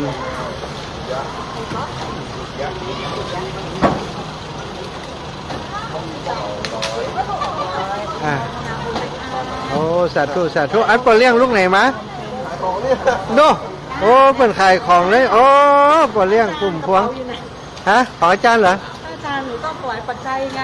ฮะ ปัจจัยรวมอ่ะรวมเอา5,000 บาทกันนี่นะ ฮัลโหลฮัลโหล นะคะ อันเขียนชื่อ แค่เลขเขียนใหม่ ไปเริ่มเหล็กเก่านะเหล็กเก่าติดข้างแหลกน่ะ ข้างแรกแปดแปดหก ต่อยอด มา885 แปดห้าหกศูนย์เจ้าเอาข้างแรกเอา อันวันนั่นตีนครพนมของมาตานพระป่าออกตึงหน้าตึงหลังออกเหล็กแรกอ่ะ 90209เนาะ 856อ่ะ แปดแปดห้าหก ของลำปางค่ะของโยงเหรอของโยงค่ะ อันเนี้ยสำหรับคน ชิ้นงานก็เพิ่มบุญเนี่ยรอดสารเนี่ยเกิดว่าบุญหวานแล้วก็มันซูดแล้วก็กินแล้วจะมีพลังค่ะกินแล้วจะตัวชื่นอาจารย์เล่าที่ไหน100209เก๊กฮวยจะขายดีค่ะเก๊กฮวยเพราะของเขาจะใช้เชียงยากันเป็น5%เก๊กฮวย5%ย่าแล้วก็ย่าหวาน5%เป็นพันของชุมชนเลย ของกลุ่มของทุกตัวค่ะเป็นก็จะมีเนี่ยแหละค่ะเป็นเชียงยาลำปางเนี่ยแหละค่ะแล้วเรามาแปรรูปค่ะอันนี้มันจะใส่เป็นดอกเก๊กฮวยผสมดอกเก๊กฮวยนะคะอันนี้จะมีผสมดอกมันนี่อันนี้คือถ้าแก้วเนี่ยค่ะใส่เนี่ยเตือแรกมันจะออกทั้งหวานของดอกไม้ค่ะเพราะรอบ2รอบ3มันจะออกกินเชียงยาเลยแต่กุยาเนี่ยค่ะมันจะออกรอบ2เพราะว่าเชียงยาเนี่ยมันจะมีทำให้เหลือดเขาเป็นแบบจะเนี่ยโยงเอาไปถวายก็พระอาจารย์2-4พระอาจารย์ขายอะค่ะถ้าจะสั่งเนี่ย2 ชุดเราไปแจกที่เข้าเนี่ยค่ะค่ะต้องให้ท่านลงไปเขาร้องฉันดูก่อนเนาะ วันนี้ร้องละ อันนี้มันจะความหอมจะเป็นดอกแก้ควยแต่ไอ้ที่ดอกหอมมือนี่อ่ะยาสรรพคุณยาหอมมือนี่ก็กิโลละ3,200ดอกหอมมือนี่ค่ะ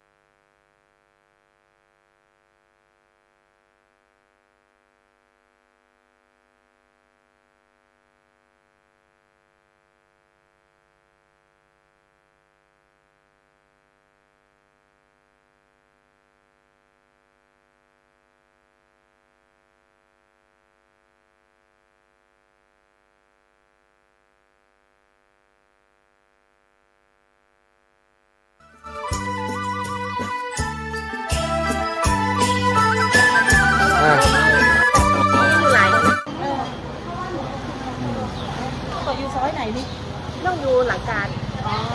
แล้วก็มีสูตรผ่อนคลายกับสูตรหอมแล้วคุณสำหรับคนเกลียดแบบโน้นมารับมันจะเป็นชาแบบกลมกลมหอมอ่อนๆอย่างเงี้ยค่ะไข่เครียดๆอย่างเงี้ยค่ะ ดีมากเลยอ่ะแพ็กเกจของนะ ก่อนจะมี2 สูตรแล้วก็อันเนี้ยมันจะเป็นสูตรดีท็อกสำหรับร่างเลือดร่างลำไส้ ร่างลำไส้และส่วนอันนี้จะเป็นปลาเนี่ยค่ะมันจะออกส้มๆค่ะจะเป็นพวกขิงกระชายมะขามป้อมอย่างเงี้ยค่ะเป็นออกส้มๆค่ะ เดี๋ยวอาจารย์จะสั่งของมือเนี่ย เนี่ยค่ะ ไป ถ้า สิ สั่งก็มีเบอร์เนี่ยค่ะสั่ง อา เบอ จาร ร์ ย์อาจารย์จะโทรนี่เนาะ เนี่ย ถ้าอาจารย์สั่งแล้วก่อนอาจารย์มาบิณฑบาตก็เอามาปาเตียนของสมคิดนี่อาจารย์ก็ได้มันต้อง ก็ สั่ง ตอนเนี้ยอันเนี้ยโยมตัดโค้ดอยู่เซ็ต269อันนี้259 เป็นเสร็จเลยล่ะ เซ็ต ตอนเนี้ยจะโตชุกเข้าพรรษาค่ะ โอ้เจ้าดีเลยดีเลยสุดยอด แต่ถ้าพระอาจารย์ แล้ว ทำ นี่ เรื่องนั้นก็งดเข้าพรรษาก่อน เออ ก็ทำราคาพิเศษใช่ไหม ได้สาธุค่ะเดี๋ยวอันมากเจอท่านผู้นำแล้วก็ยอมเพื่ออาจารย์ยิ้มเนอะ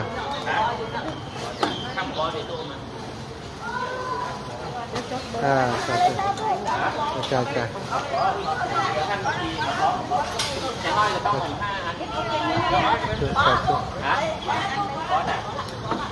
มารถมาช่วยกัน ขออนุญาต ได้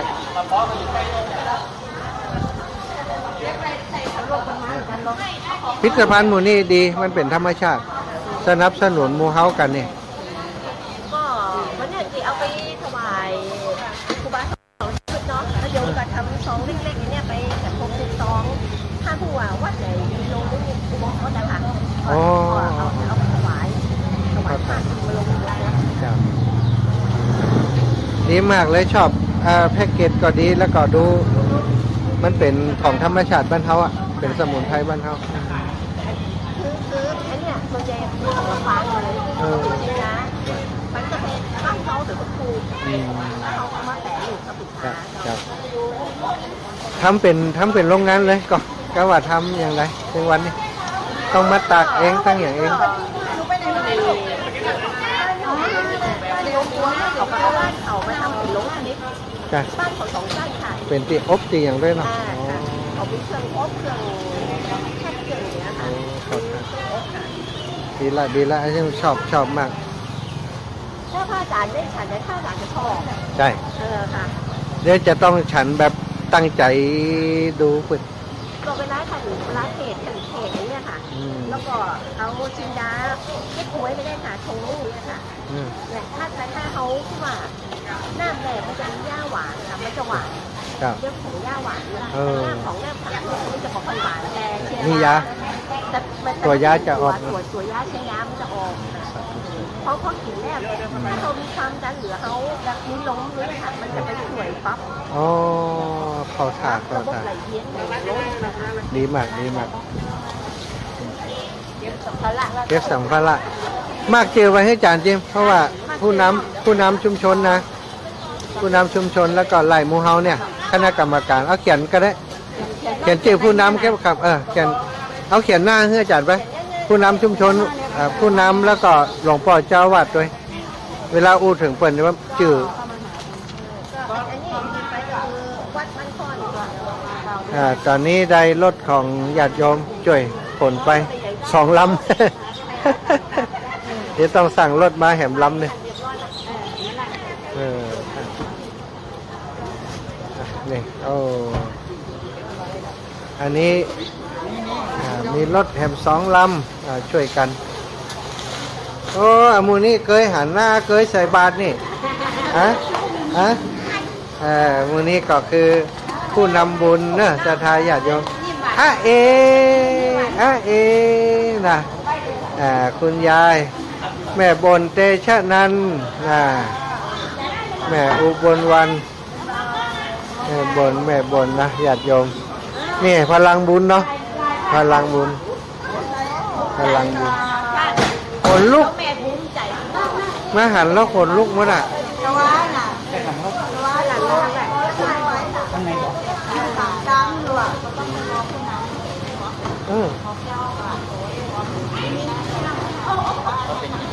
ขอบคุณครับอาจารย์อยู่วัดสวนดอกด้วยกันกัน นี่กษัตริย์บุญนะ แต่นี่กันน้องสาว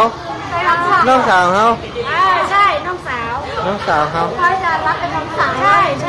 เดี๋ยว ใครรังแกไม่ได้แล้ว นี่มาพักผ่อนนะ จ้าน้องสาว ไปหาบ้านน้องสาว เวลาอาตมาบิณฑบาตบอกน้องเขาด้วยบอกน้องสาว อาจารย์ที่สนิทกับพี่อ้อ สาธุ พี่ชาติกับอาจารย์สนิทกับพี่อ้อ ชื่อเหมือนกันเหรออาจารย์ชาติเหมือนกันเหรอครับชื่อชาติมักจะรูปหล่อใจดีทุกคน เราเป็นเพื่อนพี่อ้อที่สนิทดูแลกันนะคะ คุณน่ะเคยเจอรู้สึก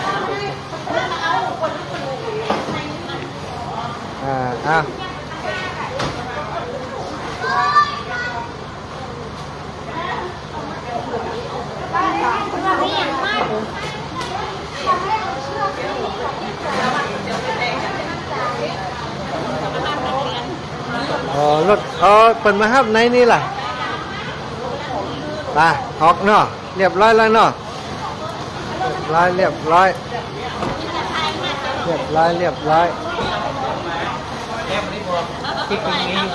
มันเป็นยังไปใกล้นี่มันแต้มมาให้ไปใกล้นี่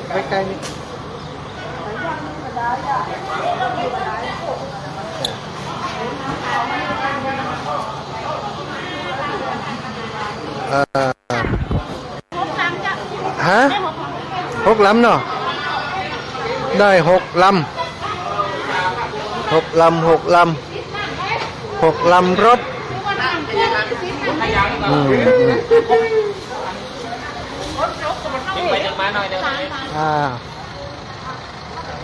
จัดยงโอ้ลูกหลานกำลังกลับ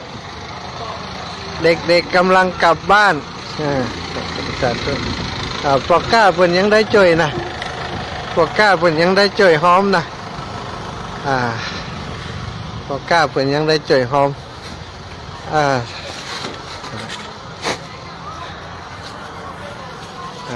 ในนี้ได้1 ลำวันนี้รวดแพ็คเลยเนาะโอเคแพ็คไปเลยลูกๆที่โรงเรียนฟอนมาขึ้นรถที่นี่วัดก็ได้บริการเป็นที่จอดรถให้ลูกหลานด้วยปลอดภัยวัดก็อนุเคราะห์สงเคราะห์หลายอย่างเนี่ยปอก้าก็มาขายของได้ด้วยเนี่ยในวัดของเขาอบอุ่นมากวัดนี้มีประโยชน์ต่อชุมชนวัดเป็นได้ทุกอย่างเลยเป็นที่จอดรถให้ลูกหลานปลอดภัยเลยแล้วนี่ที่ไอ้ป้ายขาวแดงนี่เราก็เพิ่งมาทำนะครับใช้สิ่งที่เป็นขยะมาทำหมดโอ้สุดยอดทั้งเต็นท์อะไรคือเดี๋ยวนี้คือพยายามจะลดเรื่องขยะสุดยอดเลยสุดยอดเพราะนั้นท่านมีอะไรเดี๋ยวติดต่อประสานงานกันเรื่อยๆเนาะดีมากสาธุเนาะวัดแห่งนี้เป็นทุกอย่างให้ชุมชน เป็นทุกอย่างให้ชุมชนเป็นที่ประชุมเป็นที่พักผ่อนเด็กๆมาขึ้นรถนะพ่อค้ามาขายของญาติโยมสุดยอด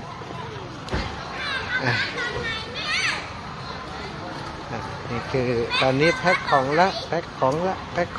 เนาะตู้ลูกสาธุ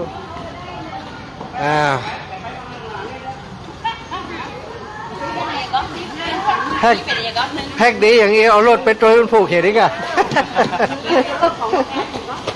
รถไปวัด90212,9 แล้วคราวนี้เราจะรถกันนี้ไปก็1902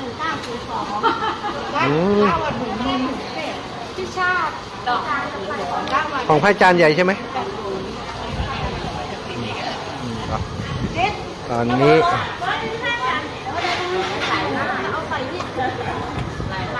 เขียนตรงนั้นจะได้ไม่หายจ้า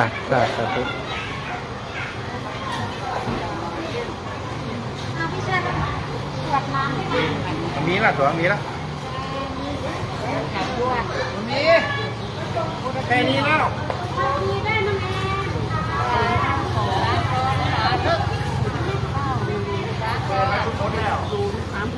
สาธุ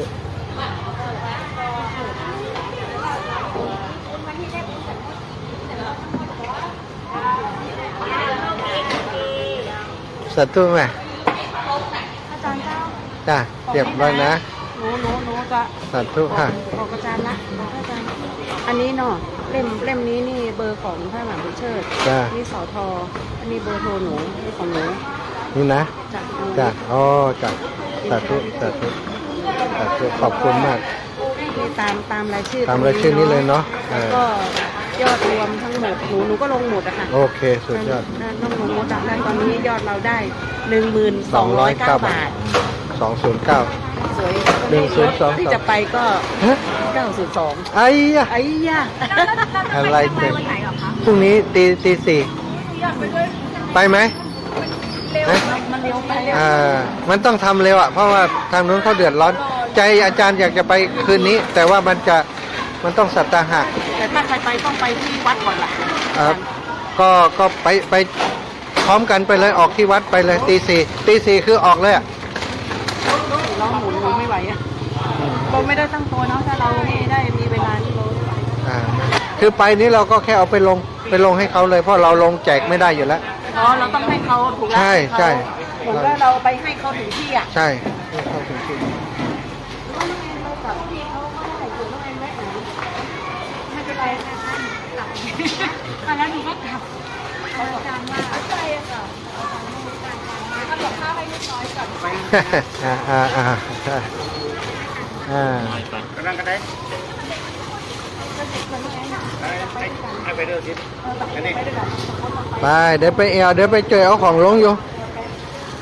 เดี๋ยวอาจารย์จะไปรถคันนู้นญาติโยมตอนนี้ทางคณะทำงานของหมู่บ้านเนาะได้เอาของขึ้นรถอาจารย์ได้กะอาจารย์เมตตาต้องใส่อยู่แล้วเตรียมมาแล้วนะ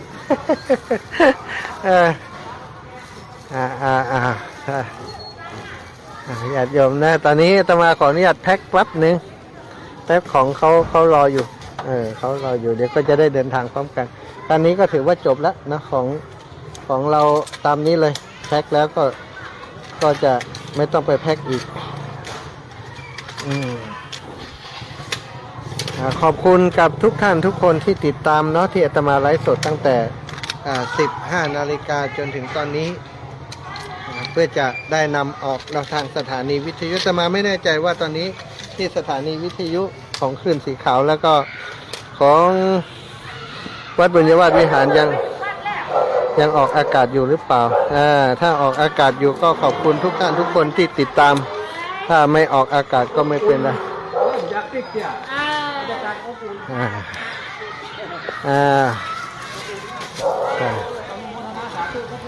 สาธุ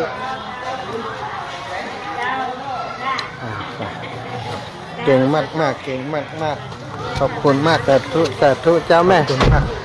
เจ้าได้เลยก็ขอบคุณกับทุกท่านทุกคนนะพี่น้องศรัทธาจากตีฟังรายการอยู่ที่ไหนก็แล้วแต่เนอะตอนนี้อาตมาก็ขอเป็นตัวแทนของพี่น้องของครอบครัวของคลื่นสีขาวทุกคนนะตีของคลื่นสีขาวทุกคนวันนี้เขาทำหน้าที่ของสะพานบุญเนาะสถานีวิทยุคลื่นสีขาวทุกสถานีเดี๋ยวไปน้ำเปิ่นไปน้ำเปิ่นเนาะจะได้นำความช่วยเหลือไปช่วยพี่น้องติเจียงไฮ้เนอะไปติเจียงไฮ้ไปติอำเภอฝางเนาะอำเภอแม่อายอันนี้หมู่บ้านเดียวเนอะศรัทธาญาติโยมอันนี้หมู่บ้านเดียวนะหมู่บ้านเดียวของจังหวัดลำปางของเฮาถ้าหลายหมู่บ้านเนาะถ้าเขาได้หลายๆหมู่บ้านถ้าประกาศให้เปิ้นทราบขอบคุณโยมแม่เฮาประกาศให้เปิ้นทราบนักกว่านี้ก็จะได้ความช่วยเหลือนักกว่านี้ตอนนี้ก็คงจะพอดีสำหรับการเดินทางครั้งแรกของทีมงานของหมู่เฮาที่จะไปช่วยเหลือน้ำท่วมในครั้งนี้เนาะนะ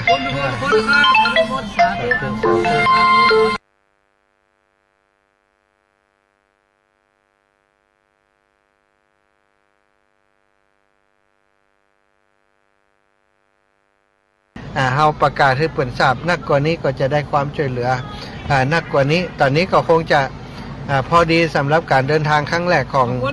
ของทีมงานของหมู่เฮาที่จะไปช่วยเหลือน้ำท่วมในครั้งนี้เนาะนะไปเนาะศรัทธาวันนี้คนคิงลูกมดศรัทธากัดอกเลยเนาะเขาบัดเจียวมันนึกว่าโทรหาน้องสาวแล้วเปิ้นจะได้ประกาศในชุมชนเพื่อมีความมาช่วยเหลือกันแล้วก็ประธานชุมชน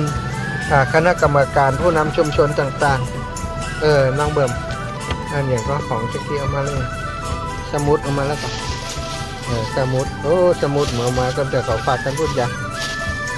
สมุดที่เพิ่นจะเหมาะเพื่อนทุกเปียไปเนาะจะเหมาะกันเพื่อนเนี่ยอันนี้ คนทิ้งลูกมดจะดาก็ว่าจะต้องประกาศให้เพิ่นนะแต่กี้เพิ่นนั้นเขียนอยู่เนาะ อันนี้นะ เห็นสมุดเล่มเป็นเล่มเลย ถ้าจะเอาเปิ่นถ้าจะเอาให้รถกันหมูนั่นมาเนาะ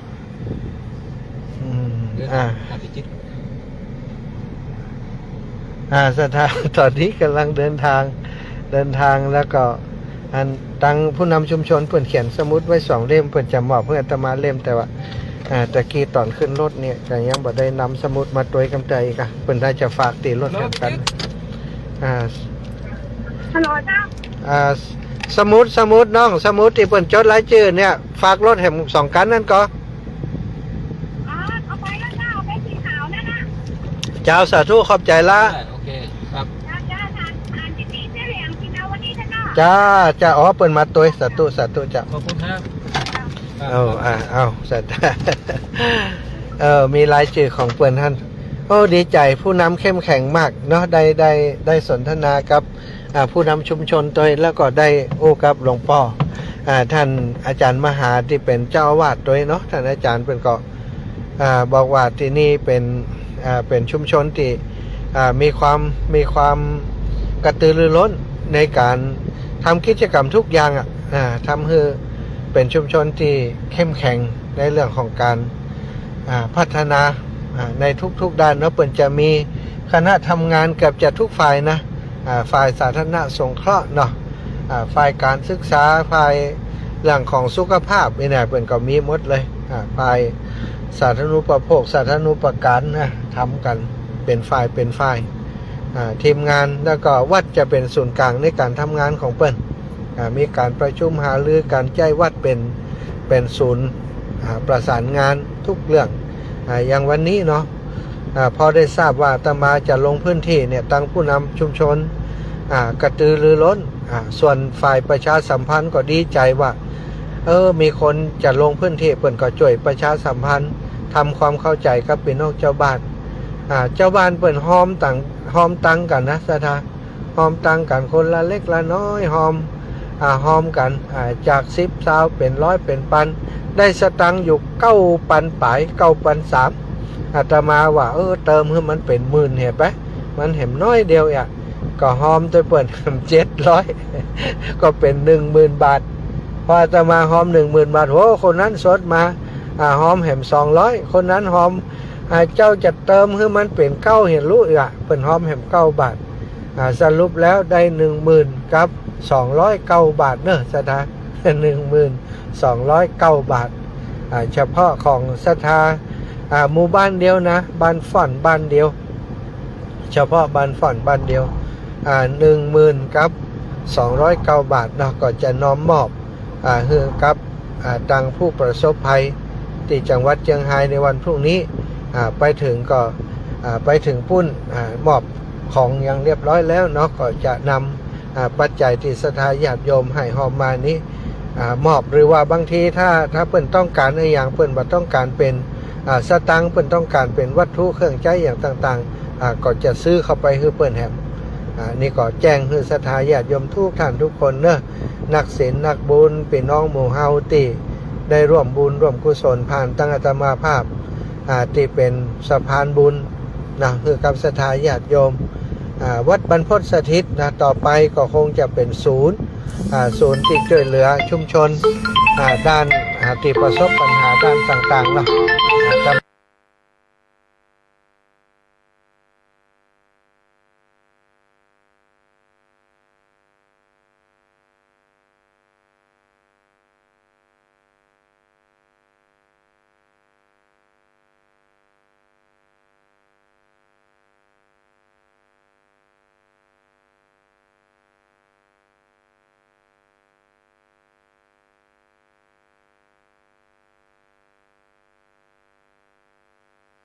ต่างๆเนาะ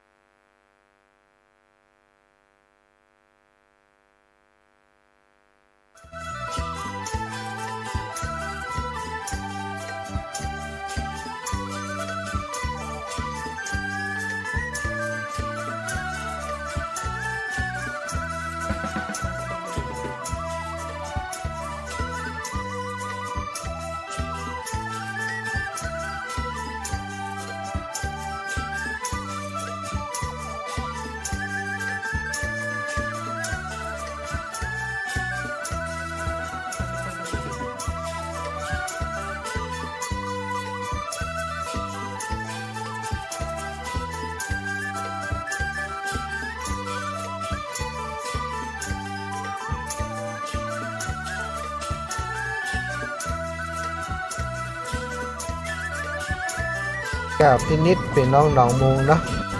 โยมแม่โยมป่อพร้อมกับลูกหลานของเปิ้นทุกงานเนอะศรัทธาเปิ้นให้เฮามาเกือบจะทุกงาน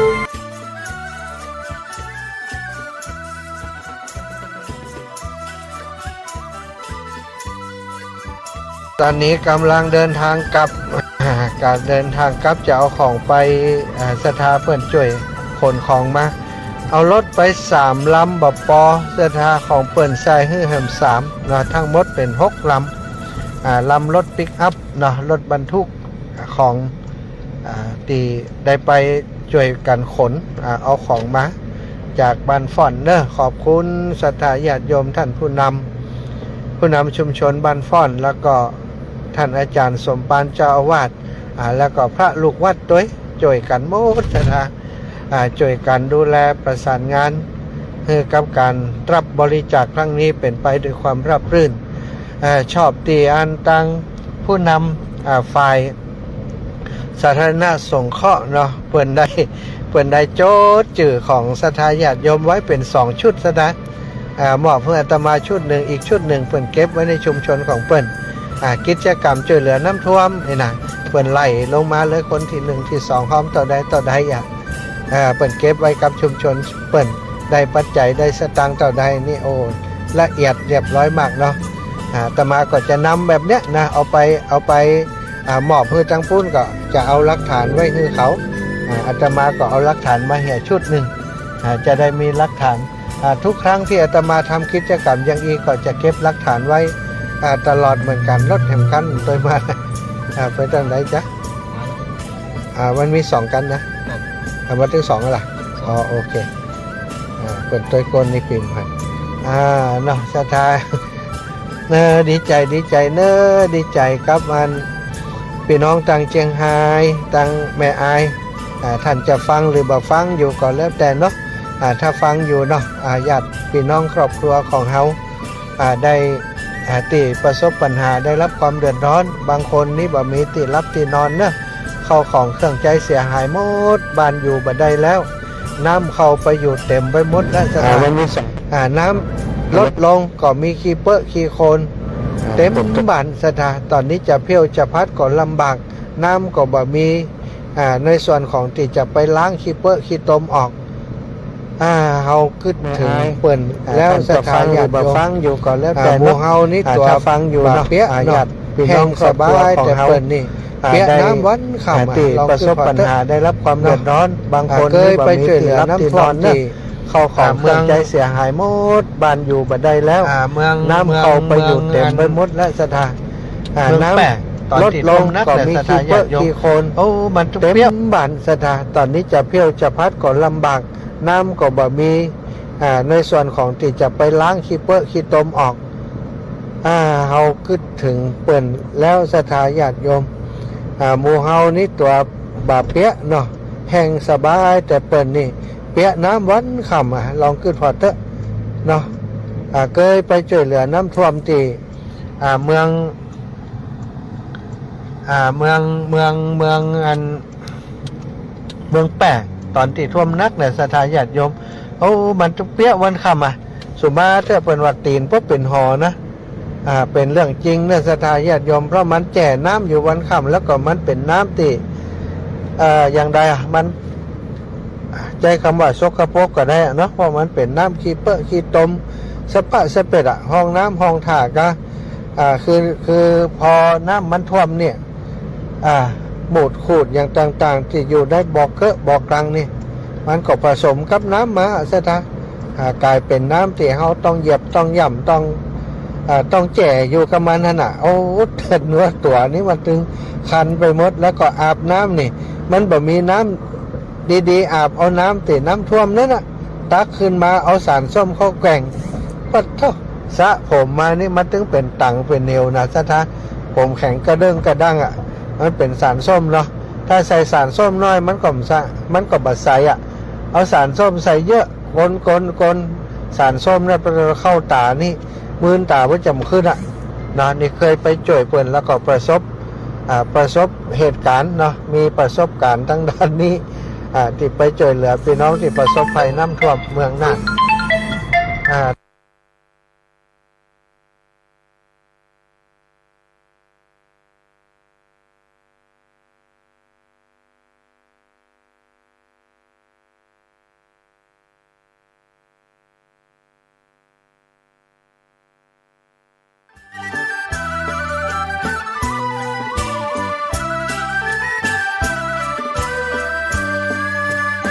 รถ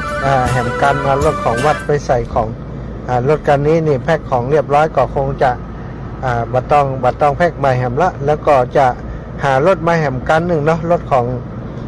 ของโยมป่อหนานมุนบอกว่าเปิ่นจะพร้อมก็อย่างใดก็จะพยายามเอาของที่ได้จัดหามาทั้งหมดเนี่ยเนาะนำไปส่งผู้ประสบภัยให้มันครบเป็นจะได้ของเยอะๆซะนะขอบคุณทุกท่านทุกคนที่เป็นกำลังใจให้ผู้ประสบภัยอยู่ในขณะนี้ก็มีความช่วยเหลือจากหลายที่หลายแห่งมาเนอะของแม่บัวเย็นจันทบนี่บ้านสีหมวดเก่าก็เกี่ยมของไว้หันนักอยู่ได้หลายอยู่แล้วก็อีกวัดหนึ่งตะกี้จำชื่อบ่ได้วัดอย่างบอกว่านะโยมแม่เปิ่นติดต่อมาว่าลูกสาวของโยมแม่ท่านประธานอสม.ของหมู่บ้านนะแล้วก็ของตำบลเปิ่นจะมอบของไปตัว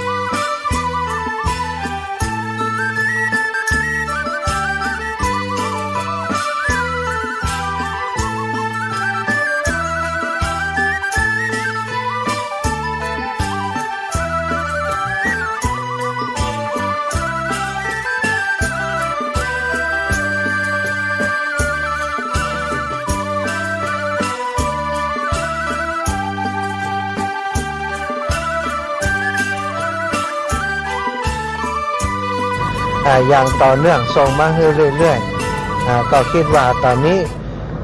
พี่น้องตังเจียงไฮ้พี่น้องที่ประสบภัยอยู่ตังเมืองฝางแม่อายที่ฟังอยู่เนาะก็เป็นกำลังใจให้กันเนอะขอบคุณนักขอบคุณหลายๆลูกเปาก็ร่วมบุญกับลูกตุ๊ปอมาแค่ได้เข้ากันคนลัดไต่คนลัดกระสอบจะได้นำไปช่วยเหลือผู้ประสบภัยร่วมกับของสถาญาติโยมเนาะวันนี้วันเดียวเนี่ยสถาเนี่ยอาตมาคิดว่ามันต้องมีอูกับครูบาอาจารย์มันจะตันก็จะวันเดียวก็บอกฮู้นะอาจารย์ได้แต่ฮือกับต่ออันเนาะได้แต่ฮือกับต่ออันแต่ตอนนี้นี่มันเกินความคาดหมายนะก็คือตั้งใจว่าสักกันรถอันนะวันนี้ที่จะเดินทางวันพุธแต่บัดเดี๋ยวนี้ตีบรรทุกของกับเข้าวัดมานี้6 ลำรถวันพุธนี้คงจะต้องกระเดียวเย็นเนี้ยอาตมาจะประสานงานสำหรับรถที่จะเอาไปเนี่ยคอแหมสักกันหนึ่งที่เป็น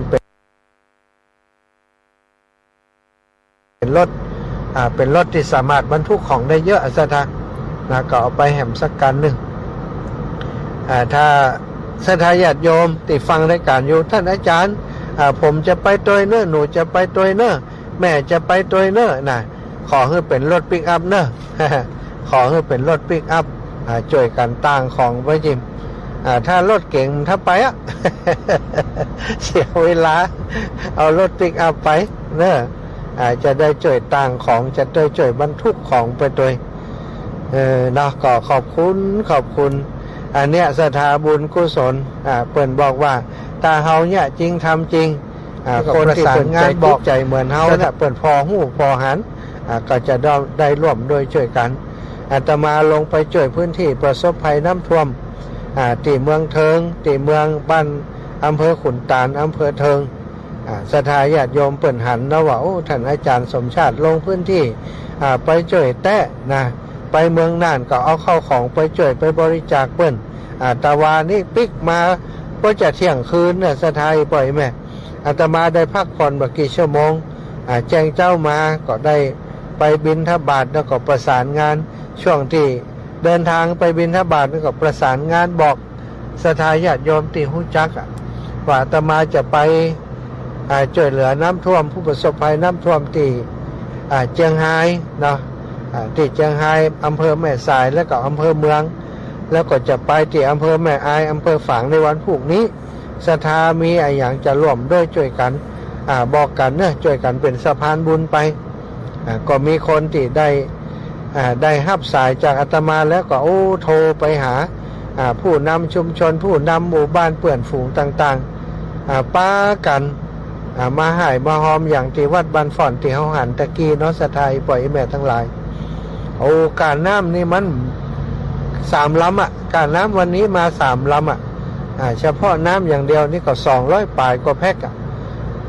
อันนี้ก็คือพลังบุญจากคลื่นสีขาวของเฮาที่จะนำความช่วยเหลือลงพื้นที่ในวันพรุ่งนี้เท่าแก่ปล่อยแม่ทั้งหลายลูกหลาน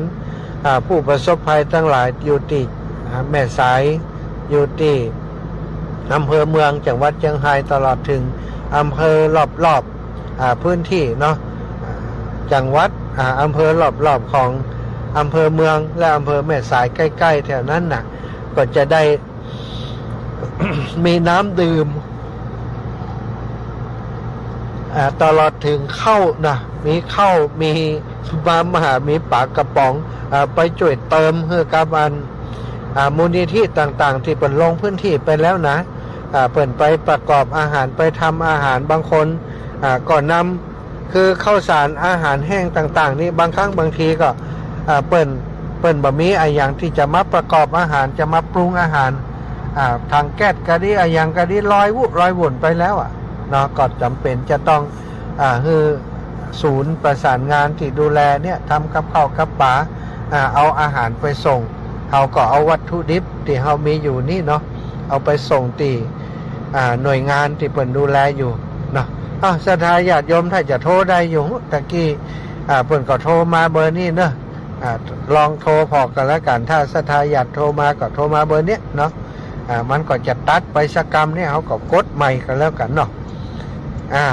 0808844173ศรัทธาก็ตะกี้เปิดก็โทรมาหลายคนมันก็ยังใจได้อยู่นะ มันก็ตัดไปสกรรมเขาก็กดเข้าไปหาใหม่ว่าเข้าไปวันนี้ก็เป็นอีกวันหนึ่งได้อิ่มบุญ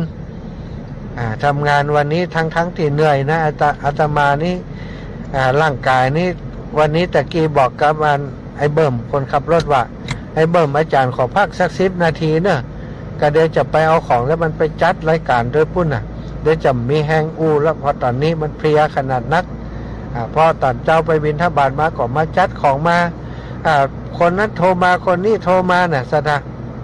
บ่ได้พักผ่อนเลยก็ว่าจะพักสัก10 นาทีพอจะล้มตัวพัก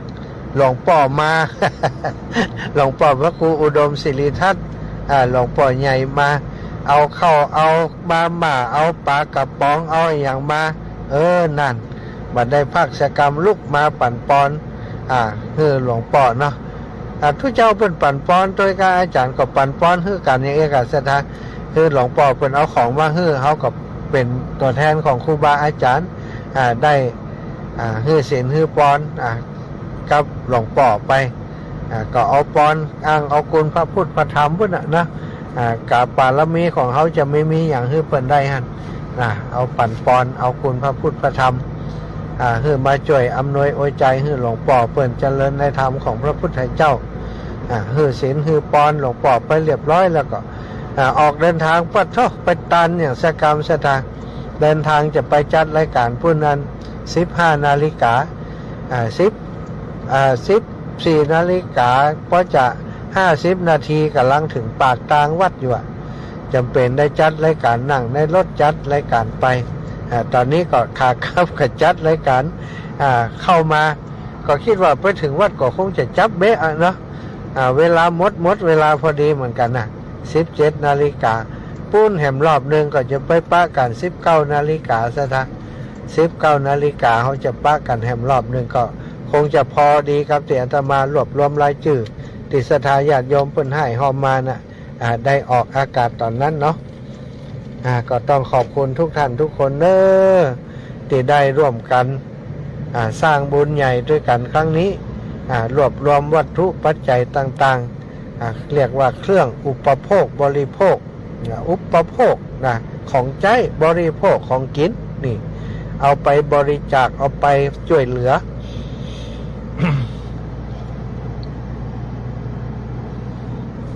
ผู้ประสบภัยน้ำท่วมที่จังหวัดเชียงรายอำเภอแม่สายและอำเภอเมืองนักหนาศรัทธาญาติโยมวันนี้น้ำลดลงมาแล้วนะแต่ว่าความเสียหายที่มันมีอยู่นี่ก่อนนักหนาที่เฮาหันแล้วนะขี้เปอะขี้ตมเนาะสูงเปียงหัวเข่าแข้งขาเนี่ยที่เข้าในบ้านเข้าในร้านเปิ้นเนี่ยหันแล้วก็นักใจโดยอันเจ้าของบ้านเปิ้นจะล่างอย่างไรเนาะจะตักออกอย่างไรจะจัดการอย่างไรเนี่ยก็คิดว่าหน่วยงานต่างๆก็คงจะช่วยอยู่เอาคนเอากำลังเข้าไปช่วยกันตอนนี้ก็มีพี่น้องที่ทำงานกู้ภัยเนาะกู้ภัยหลายสำนักด้วยกันที่เปิดลงพื้นที่ไปช่วยเหลือผู้ประสบภัยก็ถือว่าบรรเทาความเดือดร้อนด้านที่อยู่อาศัยบางผ่องที่น้ำมันแห้งแล้วเปิดก็เข้าไปเพียวไปพัดไปช่วยเจ้าบ้านเปิดเพียวเปิดพัดก็ทำให้เปิดได้มีที่อยู่ที่กินไปบางจุดและบางส่วนที่น้ำลดลงไปก่อนแต่ส่วนที่ยังเป็นต้องน้ำอยู่นี่ก็คงรอแหมหลายวันสถานเนาะหน่วยงานที่เปิดนั้นเข้าไปดูแลอยู่ก็ปลาเปิดไปพักอยู่ที่ปลอดภัยหลายคนศรัทธาญาติโยมเปิดเอาไปพักกลางนอกกอบเอาไว้เนาะเจาะเรือเจาะอะไรอย่างเข้าไปพอเข้าของที่บ้าน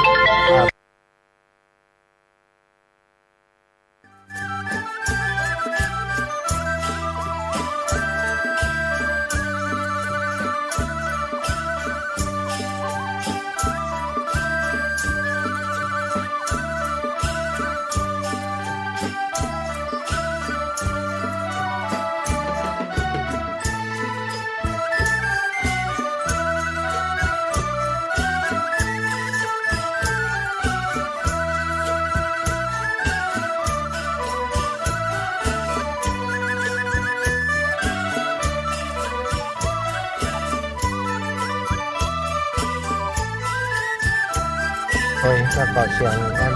โทรศัพท์มันอาจจะบ่ได้ค่อยดังก็ได้เนาะมันแรงบึ้ดก่อยโทรกันแล้วกันโยมแม่มันแรงบึ้ดนี่มันได้จัดในการตีห้องเนาะมันสามารถจะโทรได้ง่ายอยู่เสียงมันเปิดเสียงได้เต็มที่นี่เดินทางอยู่เสียงมันก็ค่อยชัดเนาะตอนนี้6:50 นาทีก็คงจะตาเอียกะเนาะจะเป็นโทรมาก็ไม่ค่อยสะดวกรับสายบ่ค่อยเสียงก็ไม่ค่อยได้ยินเพราะว่าโทรศัพท์เครื่องนี้ใช้ในการไลฟ์สดอยู่แต่ถ้าศรัทธาฟังแล้วอยากจะโทรอยากจะมาร่วมบุญกันเดียวก่อนก็ได้เนอะหลังจากที่อาตมาออกรายการไปแล้วก็โทรเข้ามาก็ได้เนอะก็จะได้เตรียมจดชื่อจดเสียงศรัทธาที่ให้หอมเข้ามาจะได้เก็บไว้เป็นหลักฐานเวลาแจ้งให้ครูบาอาจารย์ก็ดีเวลาเอาไปประกาศตั้งสถานีวิทยุก็จะได้จดเอาไว้เป็นอย่าง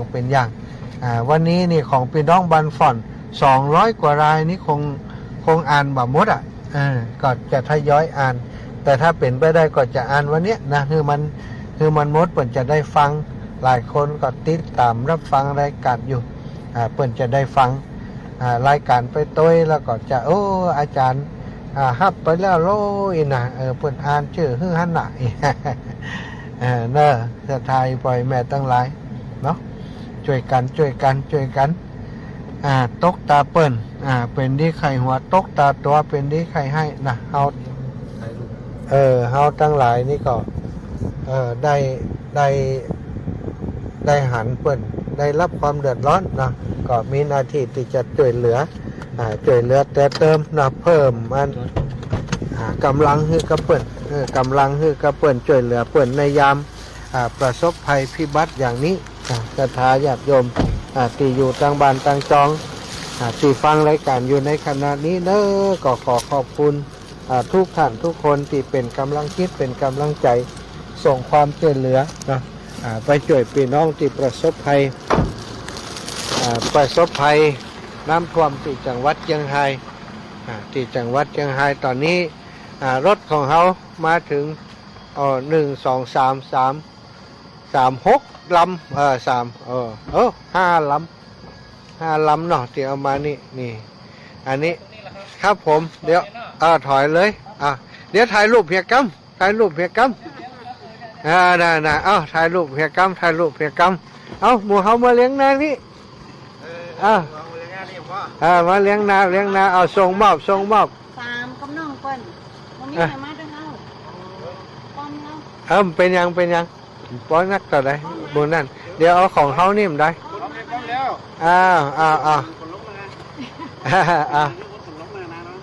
สาธุเนอะเช็ดกันแฮมน้อยแหละได้ได้กันโอเค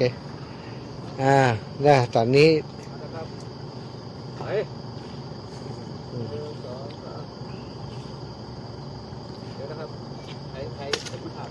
โอเค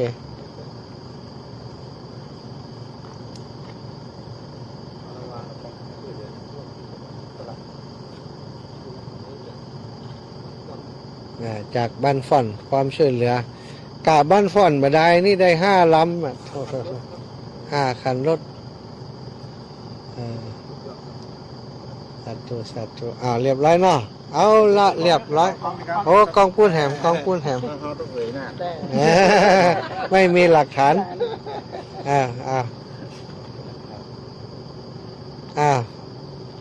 ให้เบิ่มถ่ายให้เปิ้น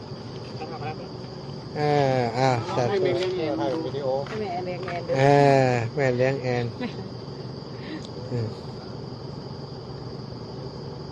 กันเต้ย จับให้ไหนมุมแรกเมื่อกี้เขาสั่งมาอย่าลืมเลขทะเบียนรถด้วยว่าห้ามลืมไหน ทะเบียนรถอาจารย์คะมัดบางวัดนี่เอาทะเบียนรถทุกกันเลยเอาปีกันทายกันเลยกะนั่น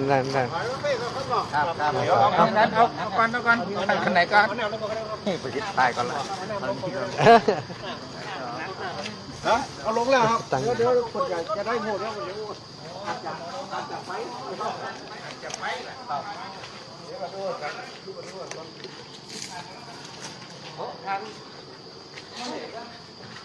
อีละไปด้วยทุกปี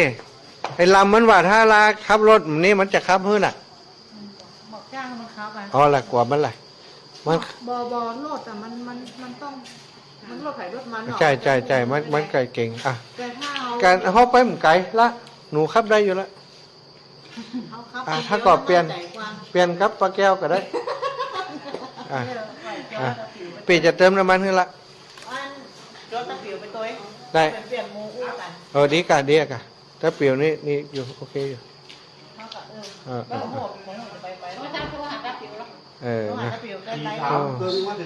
สั่งอีล่าออกตีซีหนูต้องมาถึงนี่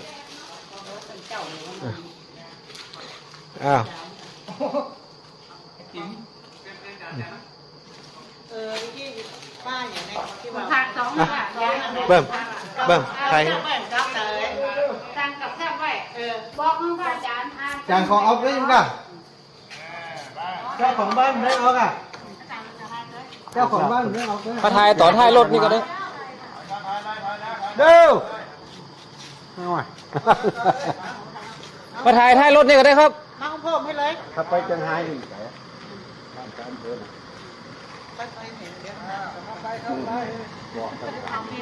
ขวาหน่อยถ้าขวาหน่อยครับอันนี้มาอันนี้รถจากบ้านฟ้อนครับมาส่งของพอแล้วครับพอ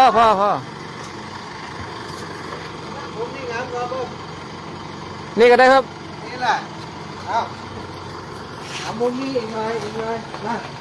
อันนี้นะอีกรอบถ่ายร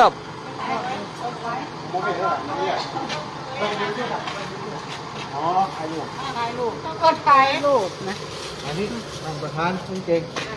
มาน้องแอนมาขอเขาว่าใครพี่น้อง มาเอาของแต่เอาหันเล็กรถเด้อเล็กรถของปากมานั่งก่อนนั่งก่อนปากอะไรอันนั้นกล้องอะไรนะกล้องไหน กล้องผมครับเอาวางเลยครับเดี๋ยวทำทาน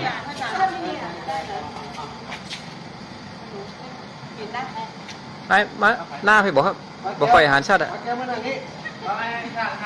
โจมอยู่พูดอ่ะมานั่งนี่ น่ะ ดัง ได้แล้วครับได้แล้วครับเอาละครับ1 2 3 1 2 3ครับเดี๋ยวแหมกล้องได้1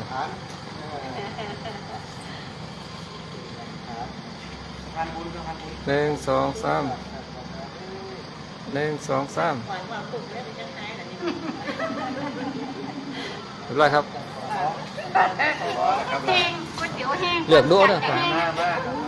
เนี่ยเล่นได้ตอนจะขายแต่ก๋วยเตี๋ยวนั่น ฮัลโหลแม่ กะว่าโทรมาพี่เจ้านี่ อันบ่เดี๋ยวนี้ของได้5กันรถเหล่ารถไว้ไหนครับ เอาไหนเลยครับ แล้วรถผมเนี่ยแพ็คของเรียบร้อยคือจะบ่เอาลงละจะหลวดไปพูดเลยบ่ยกลงแล้วครับครับเอาไปไหนครับ เอาตรงนี้ป่ะ เดี๋ยวผมจะเอารถแหมกันไปเข้าไหนแล้วครับเดี๋ยวจะได้เดี๋ยวผมจะเอารถแหมกันไปครับเนี่ยเราไปหาแม่บุญเย็นตัว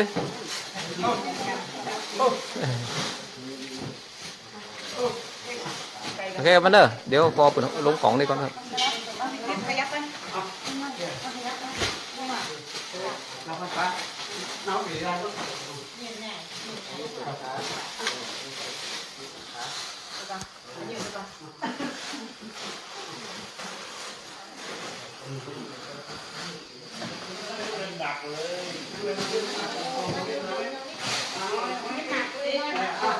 กองทัพมดกองทัพมด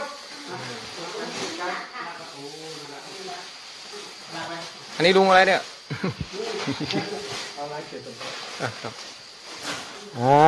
ตอนนี้มาถึงแล้วมาช่วยกันเอาลงเดี๋ยวเอาท่านประธานชุมชนสทเทศบาลเขตลัง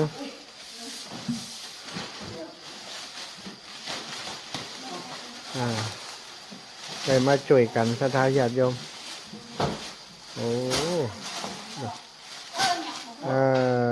ช่วยคนหมดแล้ว1 ลำมาอีกลำหนึ่งไม่แหมกันหรอ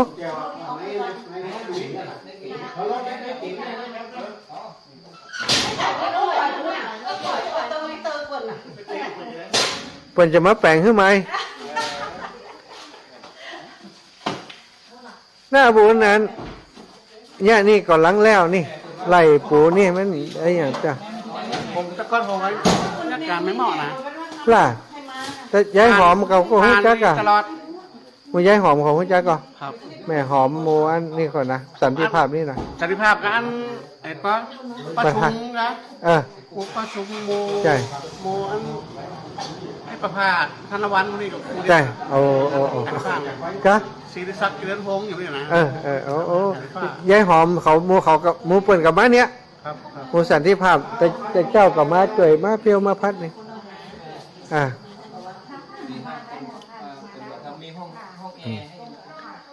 แอนต้องมาต้องหาโอกาสมาปฏิบัติ ถามโยมเดี๋ยวเดือนหน้าโยมจะไปที่ลำพูนแบบไปปิดวาจาอยู่ค่ะอาจารย์ อ๋อดีปิด 10 10 วันดี ค่ะไปของโปรอินกาสิมันตะค่ะ โอ้ดี ที่ลำพูนปิดวาจา ดีแล้วทำ แบบปิดวาจาอยู่คนเดียวเราคนเดียวปฏิบัติดีมากดี สอ มา บ ก วินัยแนะน สาธุเติมบุญให้ตัวเองหนูต้องเติมบุญเยอะเนาะเติมบุญเยอะทำทานไม่เท่ารักษาศีลรักษาศีลไม่เท่าภาวนาสุดๆคือปิดวาจาดีมากเห็นด้วยเลย ำบวกลบ12 วันเลยค่ะ อาจารย์วันที่5 พฤศจิกาได้ปิดวันเดียวนอกนั้นปิดไม่ได้เพราะว่าจัดรายการนอกจากจะเลิกจัดรายการ